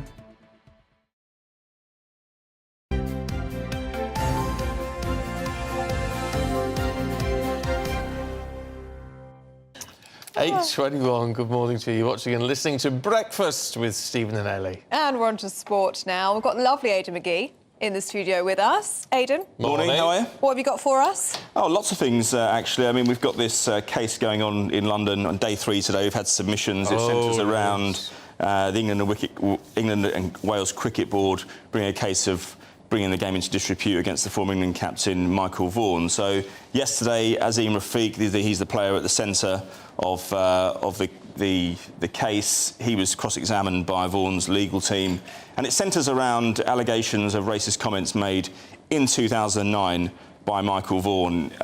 He said to 4 Asian players in the Yorkshire side in the game against Nottinghamshire, of which Rafiq was one, he said, "There's too many of you lot, we need to have a word about that." Now, it depends whether he actually said that. Rafiq has conceded that there have been discrepancies in his evidence, but nonetheless, it's a very serious case for Vaughan to have to fight off. But as I say, day 3 today, there's also been a case where, or the one element of it is that Rafiq has been accused of effectively blackmailing another player to back up his case. That player is Adil Rashid, quite a famous name. He appeared via video link in the court yesterday to say that this wasn't the case, although the claim was brought by another teammate, Akmal Shahzad. So it's getting into quite murky. It's getting very messy then. It is, yeah. We've got day 3 today. England are actually in action in the one-day internationals today in Dakar against Bangladesh. I'll give you a quick score update on that now. They're 165 for 3, so plenty going on in the cricket. And, as I say, we'll see more going into next week as well. But this case was brought about 16 months ago, and it goes to the centre of the culture at Yorkshire at the time, and it's probably endured since then, it would be argued, certainly. Yeah. It's a huge story. It is. Should we move on to Newcastle? Yeah. Because Amnesty International is getting involved. Yeah, I can understand why as well. I was on Mark Dolan's show maybe 18 months ago when the Saudi Public Investment Fund completed their takeover of Newcastle United, a famous Premier League club, of course, appeared at Wembley on Sunday against Manchester United. I went through each individual member of the board, and they all had links, discernible links, obvious links to the Saudi government. Now, they seem to put their foot in it to some degree because the Newcastle chairman, I'll get his name here, Yasser Al-Rumayyan, is fighting a separate case for the involving the Live Tour Golf, so that's Saudi-owned as well. They've got a stake in Newcastle United, in which his own legal team have described Yasser as a sitting minister of the government with sovereign immunity. Now, Amnesty International said, well, hang on a minute, when the Premier League rubber-stamped this takeover in October 2021, we were told that there were no links with the government. So what's this? I think they were hoping that maybe it wouldn't be picked up in England. So Amnesty are now suggesting to the Premier League, you need to re-examine the links between the Saudi states and Newcastle United. They were assured that there was no links whatsoever. That appears to be nonsense. Now, I do think it was stretching the realms of possibility or reality that this wasn't the case. It was obvious for all to see. As I said, I went through every single member of the board, and there was a link. But it's quite important at the moment that we acknowledge this because Qatar could take over Manchester United quite soon. It makes a mockery of the Premier League next door to us here, their owners and directors test, because I mean there was even strong suggestions, allegations that the British government, including Boris Johnson, leveraged pressure on the Premier League to smooth through this takeover. And as I say, this is going to happen more and more as we enter the era of literally countries buying football clubs. They're already involved in Manchester City with Abu Dhabi, already involved with Newcastle United. We're seeing other sports as well, the influence of sport washing, and so it's highly controversial. The Premier League are declining to comment, but as I say, they might have another. It brings it into sharp focus because it could be a couple of months away now before Qatar rubber stamps their takeover of Man United if they get the bid, and so they're going to have all this scrutiny all over again. So it's very murky for them as well. Whole new era, isn't it? Really. Yeah. Erling Haaland's agent has been speaking, hasn't he? Yeah, I mean, it's quite obvious, this one. I mean, his original agent, Mino Raiola, died actually last year in April, so the guy who's taken over from him is following the same kind of trajectory. He's been parking Erling Haaland at all these different clubs for the last few years with the aim of boosting his profile, not his profile as such, but spending a couple of years with each club before eventually it leads to the apex of his career, which is Real Madrid. Now, I think Manchester City quietly knew that he would probably be on his way in the next couple of years. I would argue that City aren't as strong with Haaland in the side, despite all his goals. They're certainly not. Yeah, they're certainly not dominating the Premier League the way they were last season. They had it, well, I wouldn't say wrapped up because they looked like they had it wrapped up at Christmas, and then Liverpool reeled them in. But yeah, it looks as if he could be on his way in 2024. And what it means is that because of the contract arrangement, it means that the buying club And City were one of these clubs, obviously, last summer. They only got him for £50 million. Yeah, I know you're going to say, oh, yeah, that's a lot of money, but actually, compared to what he's worth in the transfer market, which is probably getting close towards £200 million, then, you know, that contractual arrangement allows him to move fairly cheaply. And the clubs who are buying him understand that he's going to be moved on after 2 or 3 years. But if he goes in 2024, that would leave City with a big hole. And the agent's been kind of preparing the land, you know, so there won't be any shocks next year. Do we know about this? Because Pep Guardiola's denied having a release. Well, they all deny everything, because if you come out and say, yeah, he's off in 2024, you're sending a bad message to your opponents, you're sending a bad message to your supporters, you're sending a bad message to your sponsors who've obviously invested in the club, predicated on them star players being available for selection on the pitch. So that's the last thing you do. I mean, Guardiola can always say in a couple of years' time, oh, yeah, I was led to believe this or that, X, Y and Z. Guardiola, after the City's charges have all been dealt with, he may not even be there. So it's not in his interest to say, oh, yeah, he's off next year. He's only 22, isn't he, Haaland? Is he? Yeah, but then I suppose you would look at... a lot about him. It's like a... It's just me, isn't it? It's because I'm getting to that age. He's obsessed with age at the minute. Because it's your birthday this week. It's my birthday. Well, it's just like, he's a child. I think they want him to arrive... His management team would want him to arrive at Real Madrid in his peak years, so probably between 20... When are your peak years? 49. Just in general. 49. Peak years for a footballer. For a footballer. It's getting older, actually. It's getting older because of sports science. So the days when I was a kid, a player was washed up at 30. Really? Yeah, I mean, now you'll see, certainly a goalkeeper wouldn't enter their peak until their early 30s, but they don't do as much running around. But in terms of a player's peak now, an outfield player, depends on the position. Arsene Wenger said he always liked young rabbits up front. So he'd like his strikers to be a bit younger. The midfielders would probably be around about 25, 26. His defenders, he likes to be a bit older. Any hope for you, then? No, I had my trials with QPR many years ago. Did you? No, I didn't. I'm making it up. I'll pretend about it. Dreamland. 45. Oh, yeah. I know. Yeah, no. Listen, some experience. Yeah, that means I'm making it up. Yeah. He's 52, ladies and gentlemen. He's 52. Oh, well, lovely stuff. Now, you're a good cook. Yeah, not bad, yeah. Right, what do you make of all this... Tinned goods. Tinned goods. It's interesting, actually. Cooking with tinned goods? Generally not, but the shortage of tomatoes meant that I delved into the tinned tomato market the other day. Now, what was frustrating is that I got it from Waitrose, and I used my voucher because I'm a quite a loyal Waitrose loyalty card customer. Voucher, so I got 50p off, so yeah, I was buzzing, you know. And so, having said that, it said chopped tomatoes. Yeah. And then when I got it out to put it in my omelette later on, because I'm on a fitness regime at the moment, it was just like pulped tomato, you know? Oh, right. So I don't know if it just appears like that when it's been in a can for a period of time, but it just turned my omelette a different colour. The taste was unaffected. I was expecting, you know, crisp, square onions, light, throw them in like that, you know? Tomatoes even. Yeah. What did I say? Onions. Did I? Oh, I throw onions in as well. So. Yeah. And ham. Are they fresh? Yeah, they're fresh, yeah, absolutely. Yeah. Can't compromise on those, although we may have to compromise on all of them. But no, I do think, for things like smoothies, I think, you know, frozen stuff, canned stuff, probably all right, but you would always choose fresh. And this tomato thing won't last for long anyway. No, well. No. There you go, ladies and gents. This crisis has ruined Aidan's omelettes. It's ruined them. Latest news. Because they tasted good, but they were the wrong colour. Yeah. They were a bit. Aidan, thanks very much. Nice to see you. See you. Let me smile. You're here all weekend, aren't you? Yeah. Unluckily for some, yeah. Good. Yeah. Have you got a joke for us this morning? I don't think I can use it. Oh. It's a good one. I'll tell you backstage. Oh, right. Oh, it's too early. For this There you go. Okay. Yes, we'll have to hear it at 9 o'clock tonight.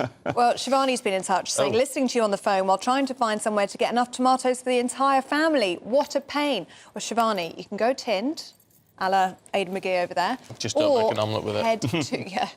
Or head to a corner shop. That's what I did yesterday. Loads of fresh fruit and veggies. I'd say stay clear of the supermarkets and head to your locals instead. I think you're much more likely. Or farm shops, that's what you suggested earlier. Shops, apparently. Or farm shops. Shivani, let us know how you get along. Robert, on the Caledonian sleeper issue, because that's all being sort of nationalised in Scotland, but anyway, we're saying we quite fancy it. Who's this? Robert says, Stephen, the sleeper terminates in Aberdeen, Inverness and Fort William. Next door to Inverness Station is the Royal Highland Hotel, an original railway hotel and still a lovely stay. See, that I think appeals it's a trip to me. coming together. It really appeals to me, does all of that. Yeah, and Kate says, I took my son on the sleeper last year. It was a very delightful journey. For me, the view in the morning was stunning. Oh, I bet it is. For him, probably the food in the lounge. Yeah, that would be me. At was his highlight. Oh, at Euston, and on the train were highlights. I was going to say, I mean, food at Euston can't be the highlight of your trip to Inverness. Surely not. Anyway, in terms of the prices, we should show Robin, our producer, who's very vigilant, came dashing in to say, well, it was only £40-odd each for us because we had a rail card. So if you haven't got a rail card, it will cost you somewhat more. A third more. Is that what it is? You get a third I've got off. a rail card. It's a great thing. I do. Under what category? If you're under 30 now, you can get a rail card. So are you still counted as a young person's rail card? I'm a young person. Let me tell you, the prices have changed. You need a rail card. You see, I'm probably I'm closer to an old person's rail card. I think that's free. That's true, though, isn't it? That's true. No, you're a long way off that. What age did you get them? 60? 60. Oh, well, it's a little while off. Yeah, you've got a while now, so don't panic. You're obsessed with the age today. I'm not gonna, but do you know what? I don't mind getting older because it's a privilege. It is. It really so I don't mind it, but I do find it quite amusing. And you get wiser as well every year. That whole, dear. Yeah. It's the whole thing where you go into the bathroom in the morning and look in the mirror and you're just like, what? Is that really me? It takes 10 minutes for your face. You know that feeling, don't you? It takes 10 minutes for your face to wake up. No, I've got it down to 2.5, but... Have you? He won't agree with you. No, he won't. He won't. It's very vain. It's very vain. But anyway, the other thing that goes is your hearing. Oh, yeah. Of course. And your eyesight, yeah. Or everyone starts mumbling, one of the two. Anyway, coming up, we're going to talk about hearing, because it's World Hearing Day. We'll find out what you can do to make your hearing last that little bit longer.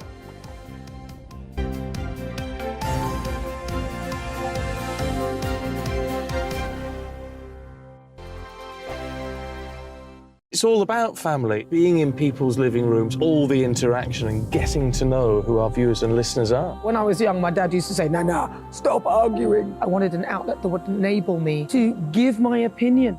People are going through a really hard time right now, and I know that you don't feel like you're being listened to by the establishment. I came to GB News because it's the People's Channel, and I want the audience to have their say on the events of the day. We're dynamic. We do something different. Democracy shows that the wisdom of the nation is in its people.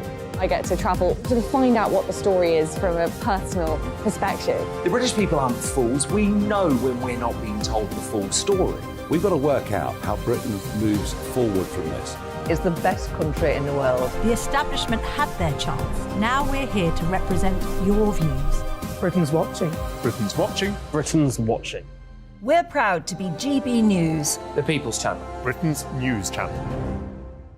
GB News has its own late-night paper preview show, Headliners, where comedians take you through the next day's top news stories. You don't have to bother reading the newspaper, we've got it covered for you. Headliners, every night at 11 p.m. and repeated every morning at 5 a.m. We won't send you to sleep like some of the other paper review shows out there. GB News, the People's Channel, Britain's news channel.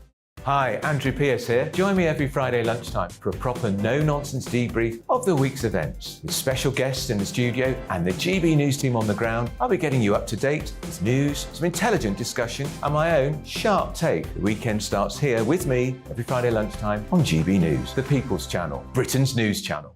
Join me, Camilla Tominey, on Sunday mornings from 9:30, taking the politicians to task and breaking out of SW1 to see how their decisions are affecting you across the UK. Bursting the Westminster bubble every Sunday morning, only on GB News, the People's Channel. Britain's watching.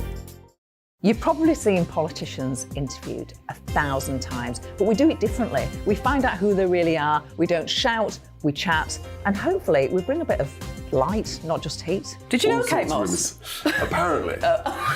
Do you have a pair of jeans or a pair of jeans? No, of course I don't. What would I do with them? My friends are like, oh my God, what's she doing now? Join me every Sunday at 6 for Gloria Meets, only on GB News, the People's Channel, Britain's news channel. I'm Jacob Rees-Mogg, the Member of Parliament for North East Somerset and a former government minister. For years, I've walked the corridors of power in both Westminster and the City of London. I campaigned in the largest democratic vote in our island's story. I know this country has so much to be proud of. We need to have the arguments, the discussions on how we make it better. The wisdom of the nation is in its people. Vox Populi, Vox Dei. That's why I'm joining the People's Channel. Join me Monday to Thursday at 8 p.m. on GB News, Britain's news channel. Westminster is going around in ever-decreasing circles, followed by the media. Britain is broken. How on earth did we get into this mess? But more importantly, how do we get out of it? Join me at 7 p.m, Mondays to Thursdays on Farage, here on GB News. We will have open, rational debate. We've got to work out how Britain moves forward from this. Join us here on GB News, the People's Channel. Britain is watching.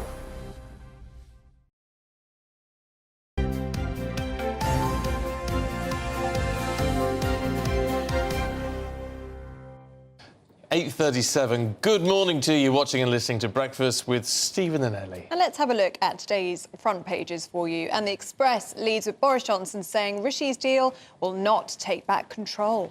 The Eye says MI5's missed chance to stop the Manchester Arena bomber. The Mirror says teachers were heroes during the pandemic. How dare Hancock and Williamson ridicule them? And The Guardian has Tory anger as Labour hires the Partygate official. OK, let's get stuck into some more of today's headline with Liz Kershaw and Andrew Barclay, who've been brilliant all morning. They're going to continue to be. Well, I said, now, but I've got a bone to pick with David. Morning, David, who says, am I the only one to have noticed that Stephen's accent gets more pronounced during the pay-per-view? Is he trying to impress our northern Liz Kershaw? I'm much more northern than Liz Kershaw, I'll have you know. She's a southerner to me, aren't you?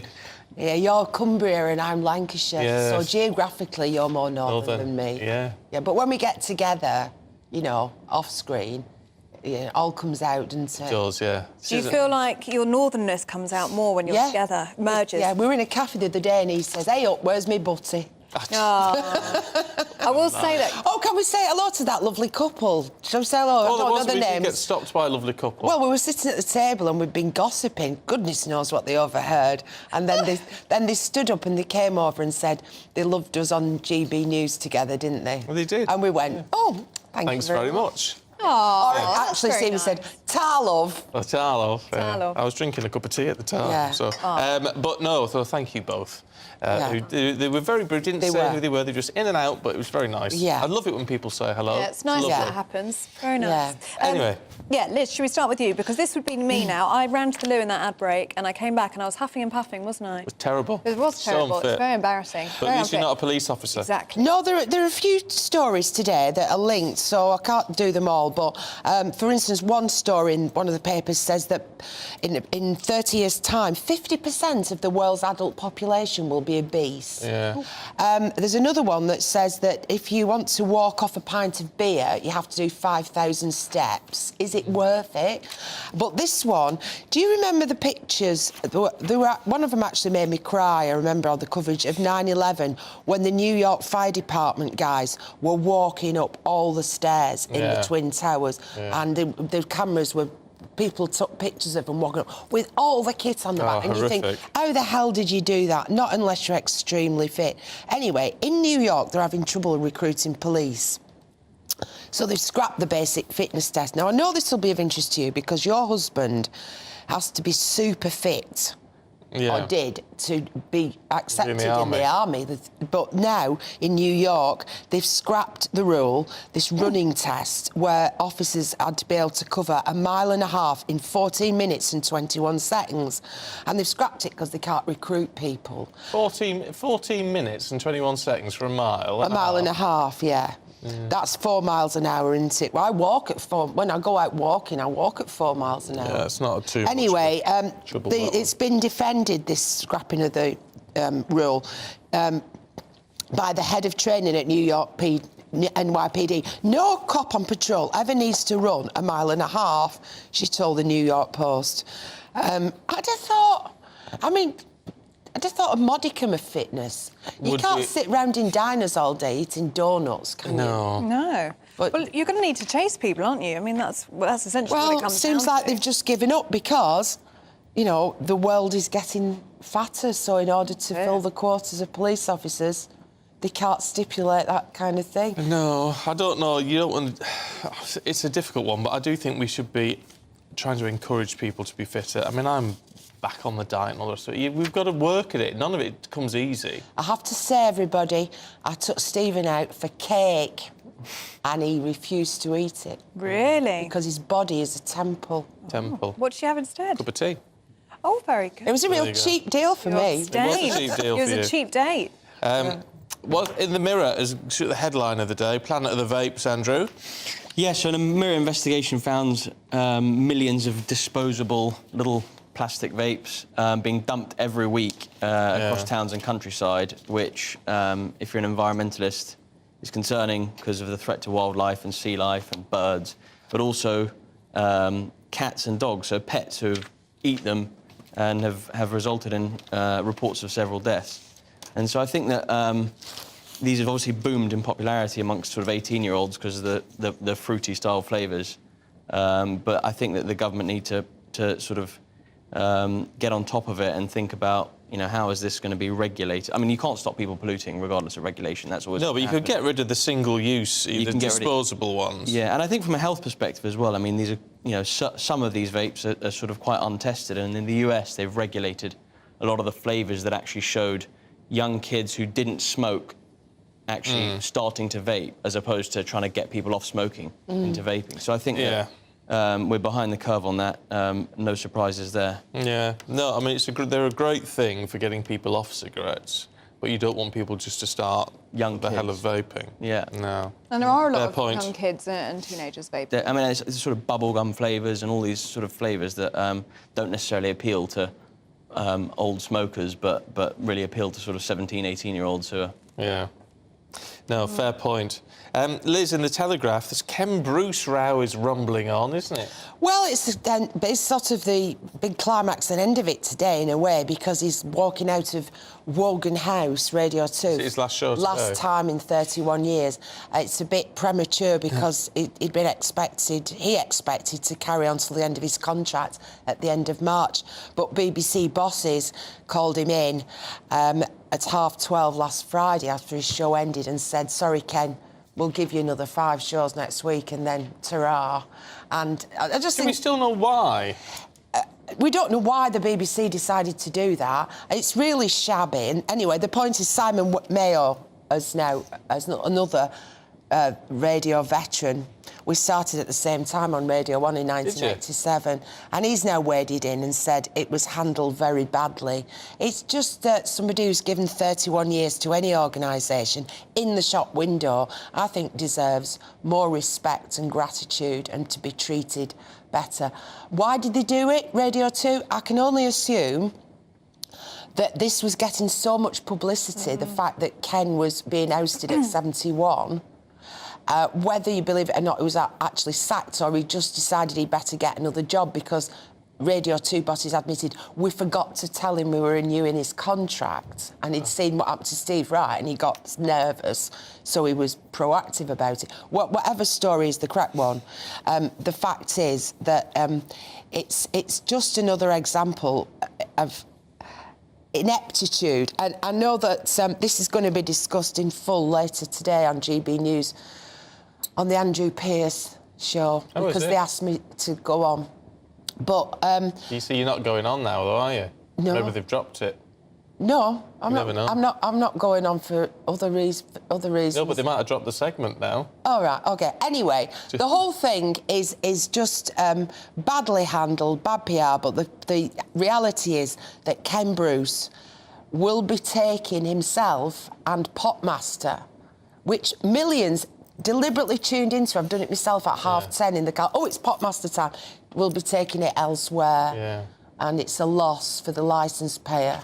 Well, good for him, though. Yeah, got all the honest. best. All the best, Ken. Yeah. Andrew, should we have a look at the Express now? And Boris, perhaps not surprisingly, critical of Rishi's deal, the Windsor framework. Yeah, I mean, there's like the breaking news: the Pope is Catholic. It's not surprising. It's not surprising at all, considering their history.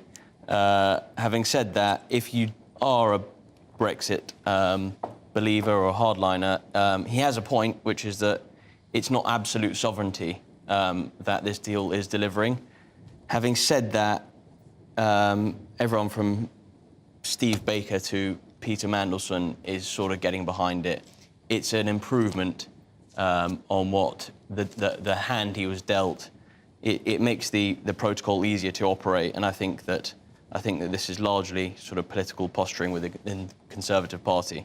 It's probably going to go through, and it's as expected, I think. Yeah, well, yeah, it's very difficult for just looking in on it. It's very difficult to know if it's a better deal, a worse deal compared to what Boris Johnson wanted in the bill that's now been dropped. It's so confusing. I think Brexit people get fatigue behind has it. a bit to play in it, and I think even Brexit fatigue, not just from the public, but even in Westminster, I think a lot of people are just turning a blind eye to the actual detail just because they want to get on with it now. Put it to bed. And ERG and DUP still looking at the details. Yeah. I mean, we don't know yet what they think. Yeah. All No. of this. Yeah. We don't. Well, Steve Baker's behind it, who was head of the ERG, so that's symbolic. Could pull a lot of people on side. Yeah. I don't see any resolution to this problem ever while the two sides are so entrenched. You know, the Catholic Republicans and the Protestant Unionists, neither of them fundamentally will ever shift on what their vision is for Ireland.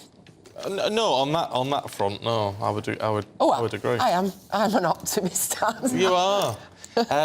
Well, in terms of Ken Bruce, Liz, if you could leave the studio now, and we may or may not let you back. Thank you both very much indeed. It's been good to see you this morning. Let's bring you up to date with some of the other headlines at 8:48. And Conservative MP Jacob Rees-Mogg is calling for an inquiry into Sue Gray's appointment as Sir Keir Starmer's new Chief of Staff. The senior civil servant led an independent investigation into Partygate. Allies of Boris Johnson have condemned her role within the Labour Party, with the Tory party chair calling it inappropriate. A couple have been charged with gross negligence manslaughter after the remains of a baby were found in an area of woodland. The body of a newborn was found on Wednesday following a large search operation around Brighton. Constance Martin and Mark Gordon are due to appear at Crawley Magistrates Court later on today. The Scottish Government has announced the Caledonian Sleeper train is to be brought under public ownership. The service connects some of the country's most rural stations to London. The move will see the train operated by an arm's-length company owned by the Scottish Government from June.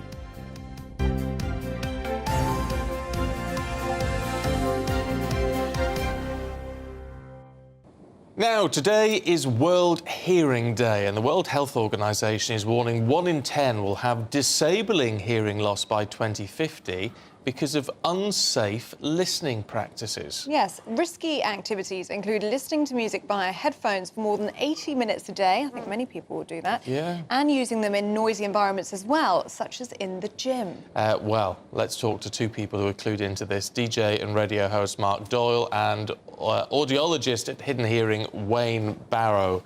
Morning to you both. Mark, can we start with you on this one?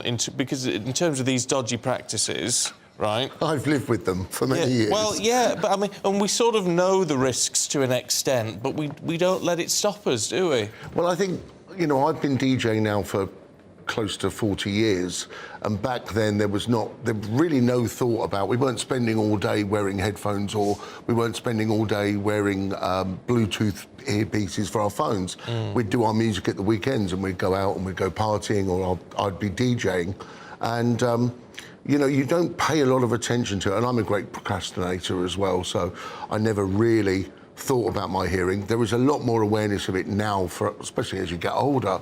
But, you know, it's also seen as quite an old person's problem. And what I found out from going to have all these checks and getting my hearing aids is that it's actually something that's happening to younger people as well.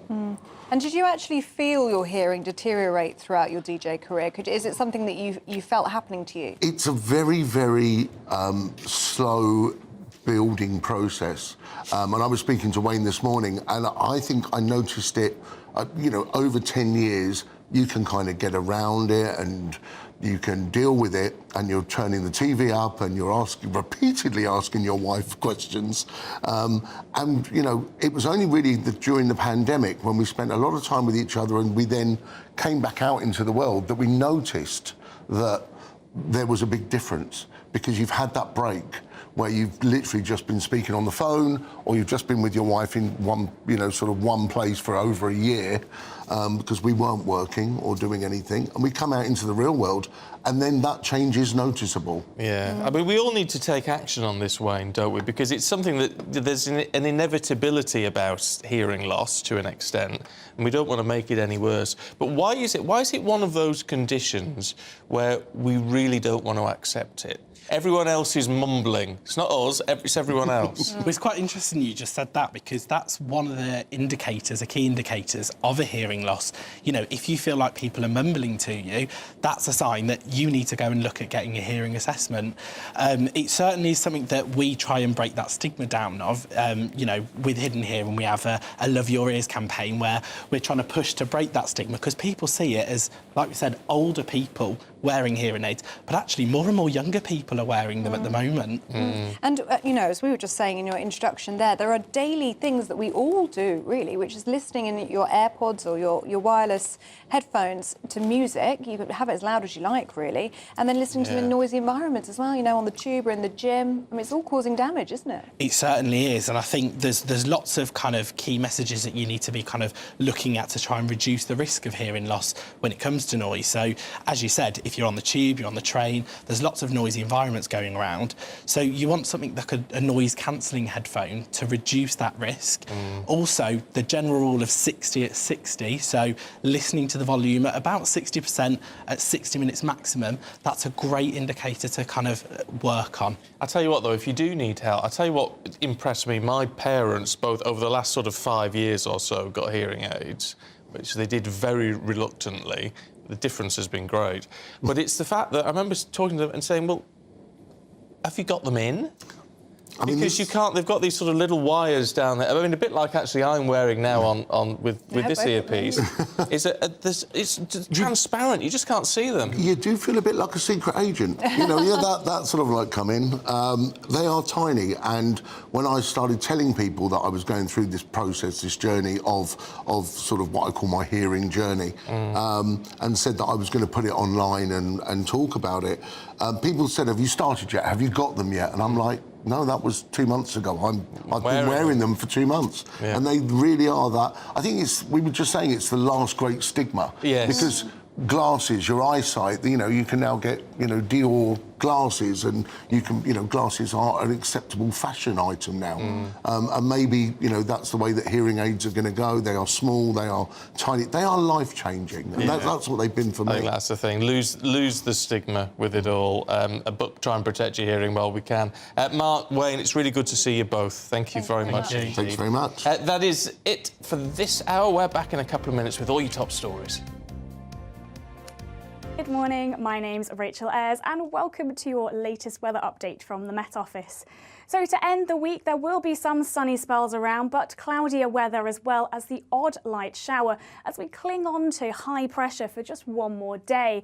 But this cold front is going to make its way southwards through this evening and overnight into the start of the weekend, just marking a change to something a little cooler. But to start today, there is a patchy frost around across Scotland, West Wales and South West England. Otherwise, it's a rather cloudy start to the day, with the exception of Scotland that will see plenty of sunshine throughout. As we head into this afternoon, we'll start to see some cloud breaking up across eastern coast. So there'll be some sunshine here as we go through this afternoon, allowing temperatures to rise just a little higher in places than what we saw yesterday. But with those clearer spells round as we go into this evening, we might just see an early frost in a few places down the eastern half of the UK. But cloud will swiftly make its way back in from the east, spreading southwestwards through tonight and into the early hours of Saturday. So by the time we get to Saturday morning, it will really just be Scotland and high ground of England and Wales. So that might just see some frost to start the weekend. So for many, it will be quite a cloudy start to Saturday. There will be a few breaks around and still the odd shower in any thicker cloud. But we draw our attention to this band of showers, that is that cold front making its way in from the northeast. And some of these showers could be wintry over higher ground. Behind this as well, the winds become northerly, so particularly across the northeast tomorrow, we will start to see temperatures dropping a little below average for the time of year. But as we go through the rest of the weekend, we will see some sunny spells, but also wintry showers starting to show their hand and temperatures starting to drop a little, particularly over the northern half of the UK.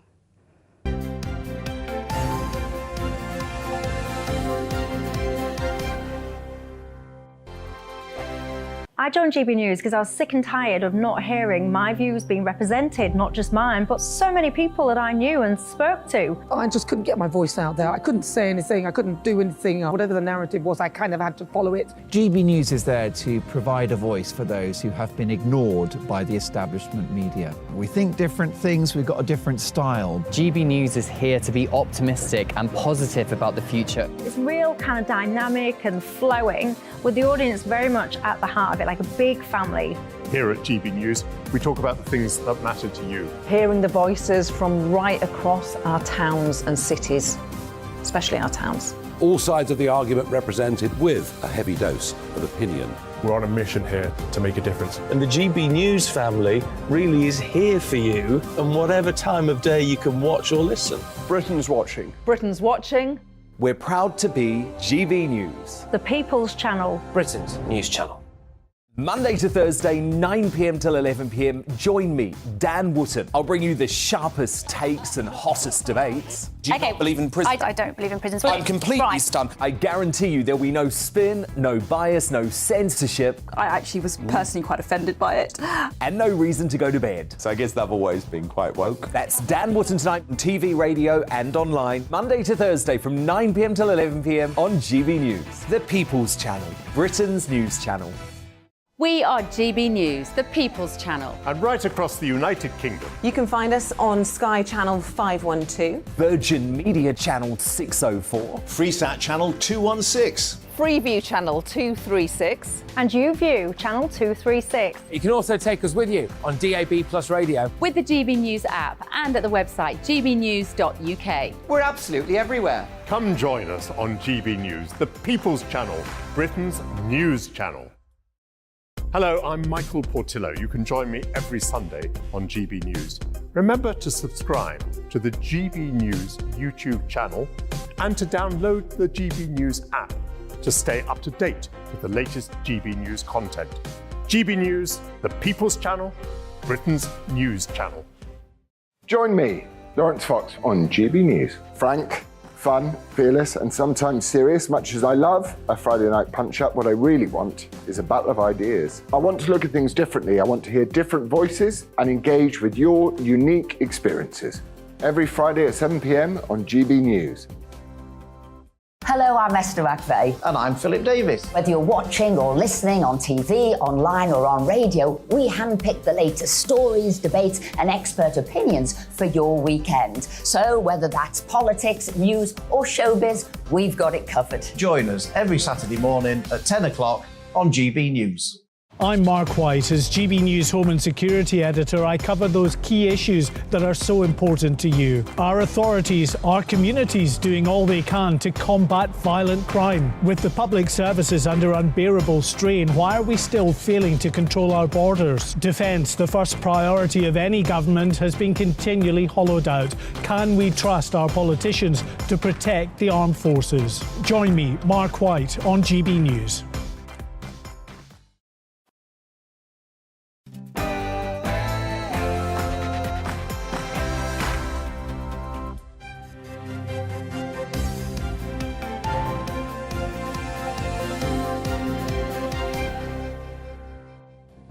The civil servant behind the Partygate investigation is going to be the Labour leader's new Chief of Staff. Good morning, it's 9 o'clock on Friday the 3rd of March. This is Breakfast on GB News with Stephen and Ellie.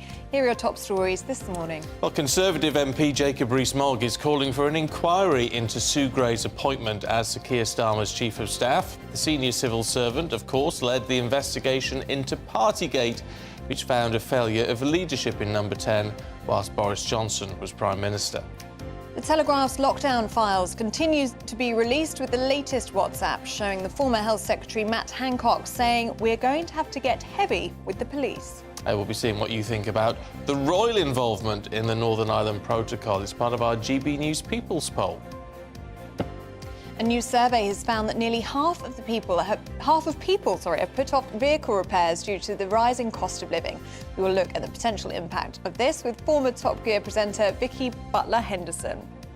And we'd love to hear from you, as always. Drop us an email, why don't you? gbviews@gbnews.uk.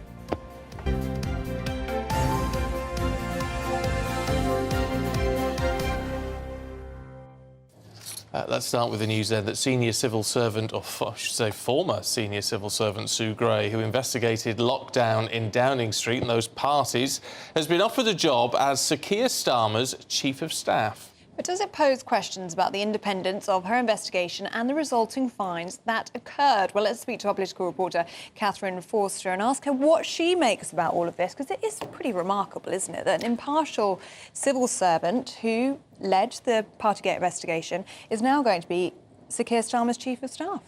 It is astonishing, isn't it? Because she's potentially going to go from being, pardon me, at the heart of an impartial civil service in Whitehall, where she's worked for decades, to helping Keir Starmer win the next election, potentially.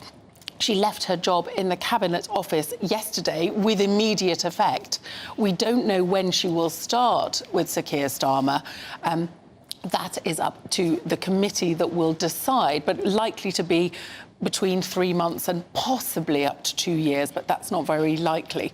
But real fury amongst Boris Johnson supporters who see this as evidence that Partygate effectively was pardon me, that Partygate was a big stitch-up, and of course that contributed to Boris Johnson being ultimately booted out of office, didn't it?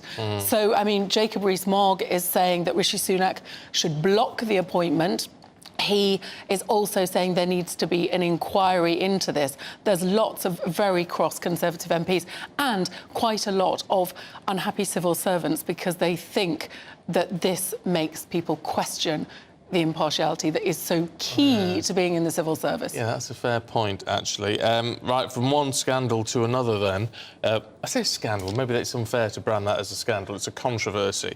But what is a bit of a scandal is these WhatsApp messages from Matt Hancock and all the different things that are emerging. Yes, so we've had care homes, we've had education, we've now got police and travel restrictions, and we've even got some speculation as whether they could lock up our very own Nigel Farage for what was an apparent breach of lockdown rules. He had something to say about that on his show last night. Let's have a little look. Did I go and visit elderly relatives that I shouldn't have done under the law? Yes, I did. And I bet many of you did too. Did I meet the odd person for a drink in the garden when we weren't allowed to? Yes, I did. And I bet many of you did too.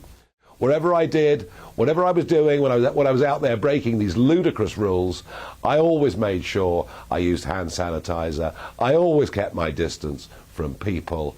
And I have to say, you know, bad laws make people lawbreakers. OK, that's Nigel saying he did break the rules. So what's wrong with them WhatsApping saying, well, perhaps he should be prosecuted for that?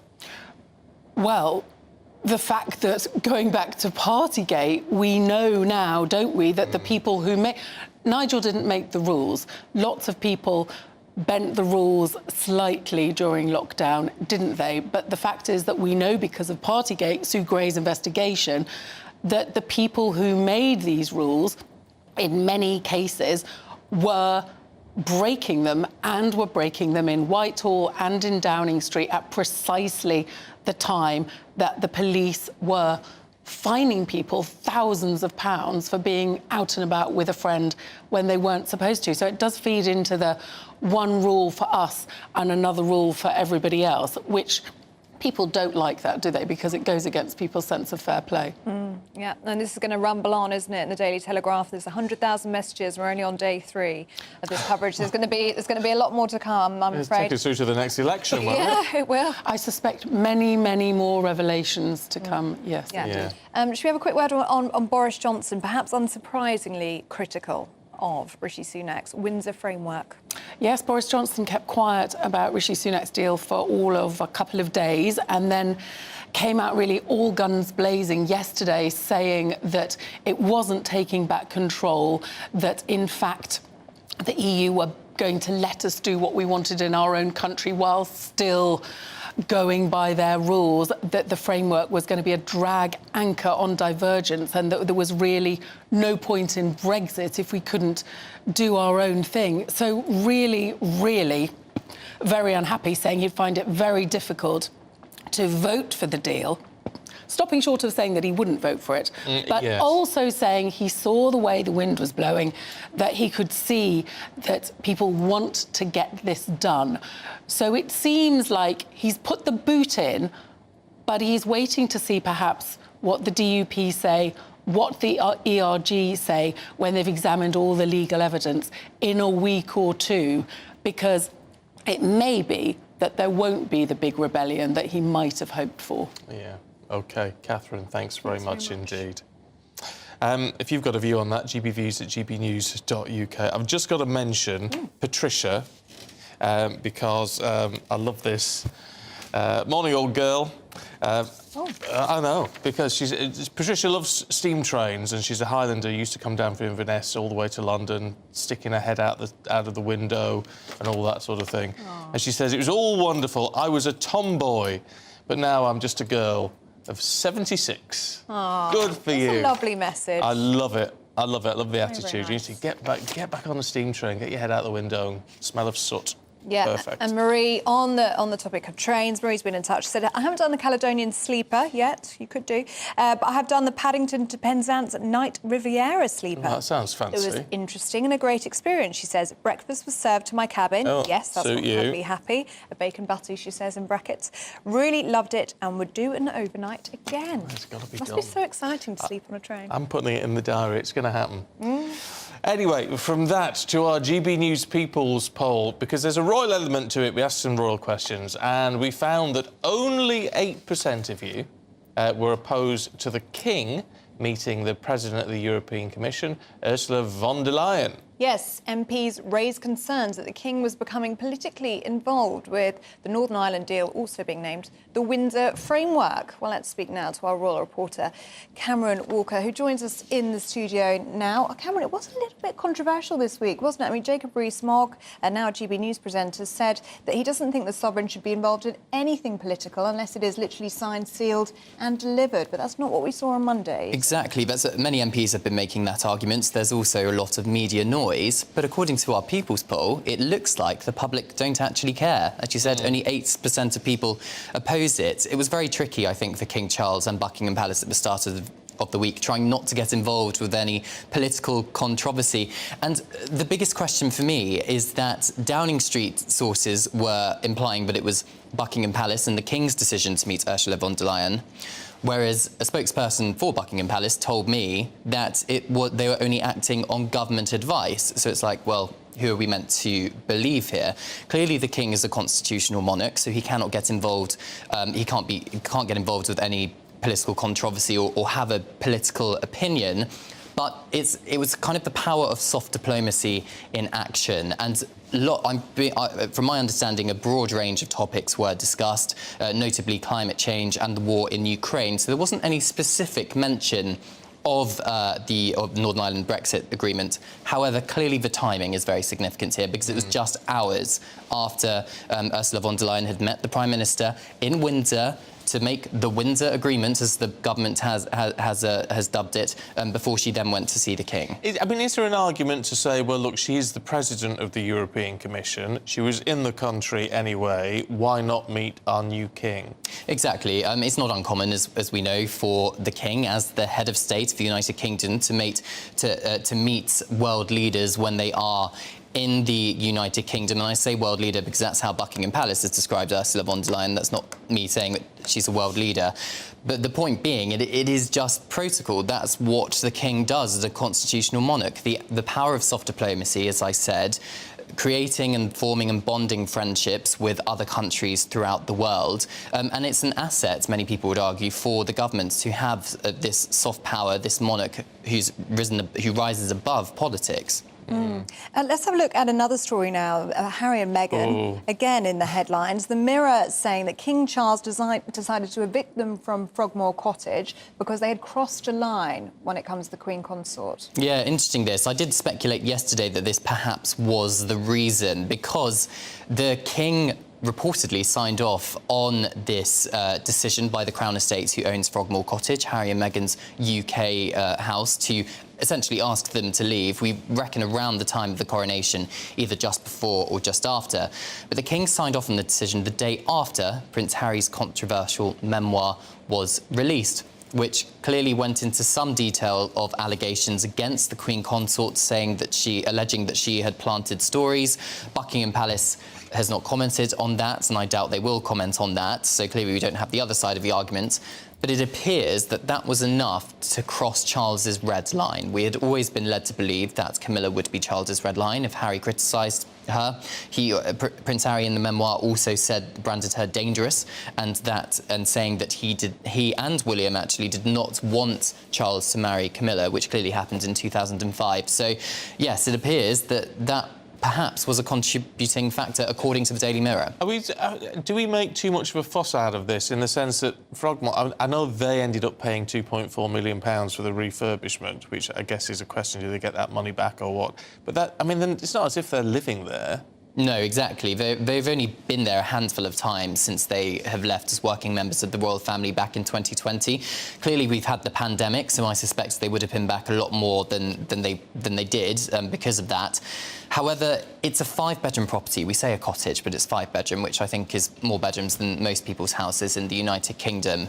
And I think practically for the King and the Crown Estates, they were thinking it just doesn't make sense to have this 5-bed property empty for a vast majority of the year on the off chance that Harry and Meghan decide to come back to the United Kingdom for a specific event. We know that, we understand that the King is wanting to cost cut and make efficiencies within the Crown Estate and the properties within that Windsor estate, which is guarded by armed guards. There's talk of perhaps Prince Andrew moving into Frogmore Cottage. However, reportedly he's very reluctant to do that, which would free up Royal Lodge, which is this massive 30-bedroom mansion. There was some speculation in the Mail yesterday that the Prince and Princess of Wales and their 3 children could perhaps move into Royal Lodge. However, that's not been confirmed by Kensington Palace. So it's a game of monopoly, royal monopoly. Isn't it just? Yeah, feels that how way. Interesting.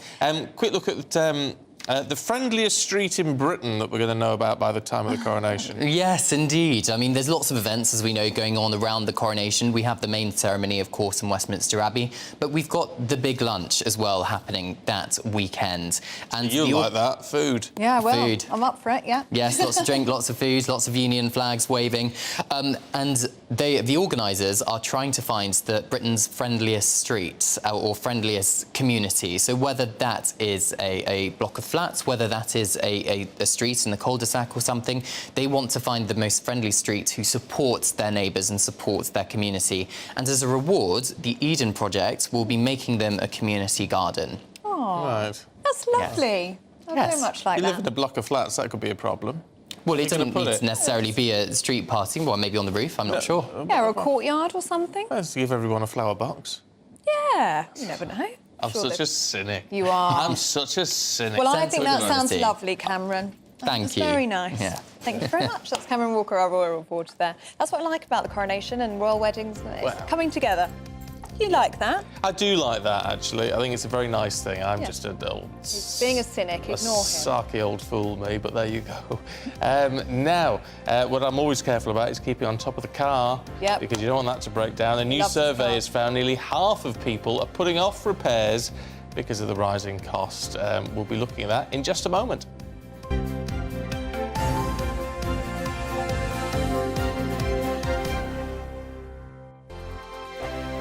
First and foremost, I am a GB News fan, and I was before I was working here. Just love the fact that we're asking the questions that a lot of establishment media won't ask. With a bit of a twist, we not only want to inform you, but we want to keep you entertained. It's worth the drive because you get in and the team's all ready and waiting, they're itching to go, and it's a proper little family. GB News is the People's Channel. It's the audience that makes the programme sing. We're giving our viewers and our listeners a voice. I see the thousands of your letters, tweets, emails, you name it, coming in. Britain is broken.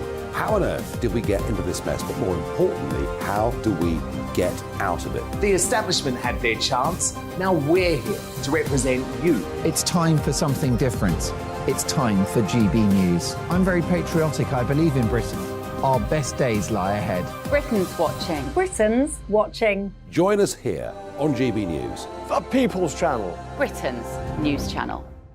I'm Andrew Doyle. Join me at 7 o'clock every Sunday night for Free Speech Nation, the show where I tackle the week's biggest stories in politics and current affairs with the help of my two comedian panellists and a variety of special guests. Free Speech Nation, Sunday nights from 7 on GB News, the People's Channel, Britain's news channel. Here on GB News Live, we'll be keeping you in the picture, finding out what's happening across the country and finding out why it matters to you. We'll have the facts fast with our team of reporters and specialist correspondents. Wherever it's happening, we'll be there from 12 noon on TV, radio and online. GB News, the People's Channel, Britain's news channel. I'm Michael Portillo. Join me on GB News on a Sunday morning for topical discussion, debate, arts and culture, and sometimes even ethical dilemmas. I don't always agree with you, Michael. Michael Portillo, Sundays on GB News, the People's Channel, Britain's news channel. Hello, I'm Michelle Dewberry, and you can join me every weekday 6 till 7 on Jubes and Kerr. You're an inspiration to us all. Clip that bit up. Well, you are. That's my ringtone. My political ambitions those days are gone, I can tell you. She's only teasing. Go on. He's probably going to want to lay down now. I'll give him 2 minutes to have one. Let's respectfully disagree. That's what we like on Jubes and Kerr. Come and join us. GB News, the People's Channel. Michelle Dewberry, weekday evenings at 6 o'clock. I'm Simon Evans. Join me on GB News for Headliners at 11 p.m. What's the scoop? I'll be joined by two of the country's top comedians. That's right. As we take a look at tomorrow's newspapers tonight. We're going to get into trouble. If it's a big story, we'll be covering it. Spill some tea on him. There we go. But we'll also have some fun. I wouldn't stick up a bank. My father didn't love me. So anyway. Headliners every night from 11 on GB News, the People's Channel, Britain's news channel. Join me, Nana Akue, Saturday and Sunday afternoons on GB News. Expect fiery debate and passionate discussion as me and my panel tackle some of the biggest topics hitting the headlines. It's a place for everyone's opinion. No one gets cancelled, but no one gets an easy ride. Oh, she's on it today! Be ready for conversations that are fierce, frank, and of course, fun. Every Saturday and Sunday afternoon from 4 p.m. on GB News, the People's Channel.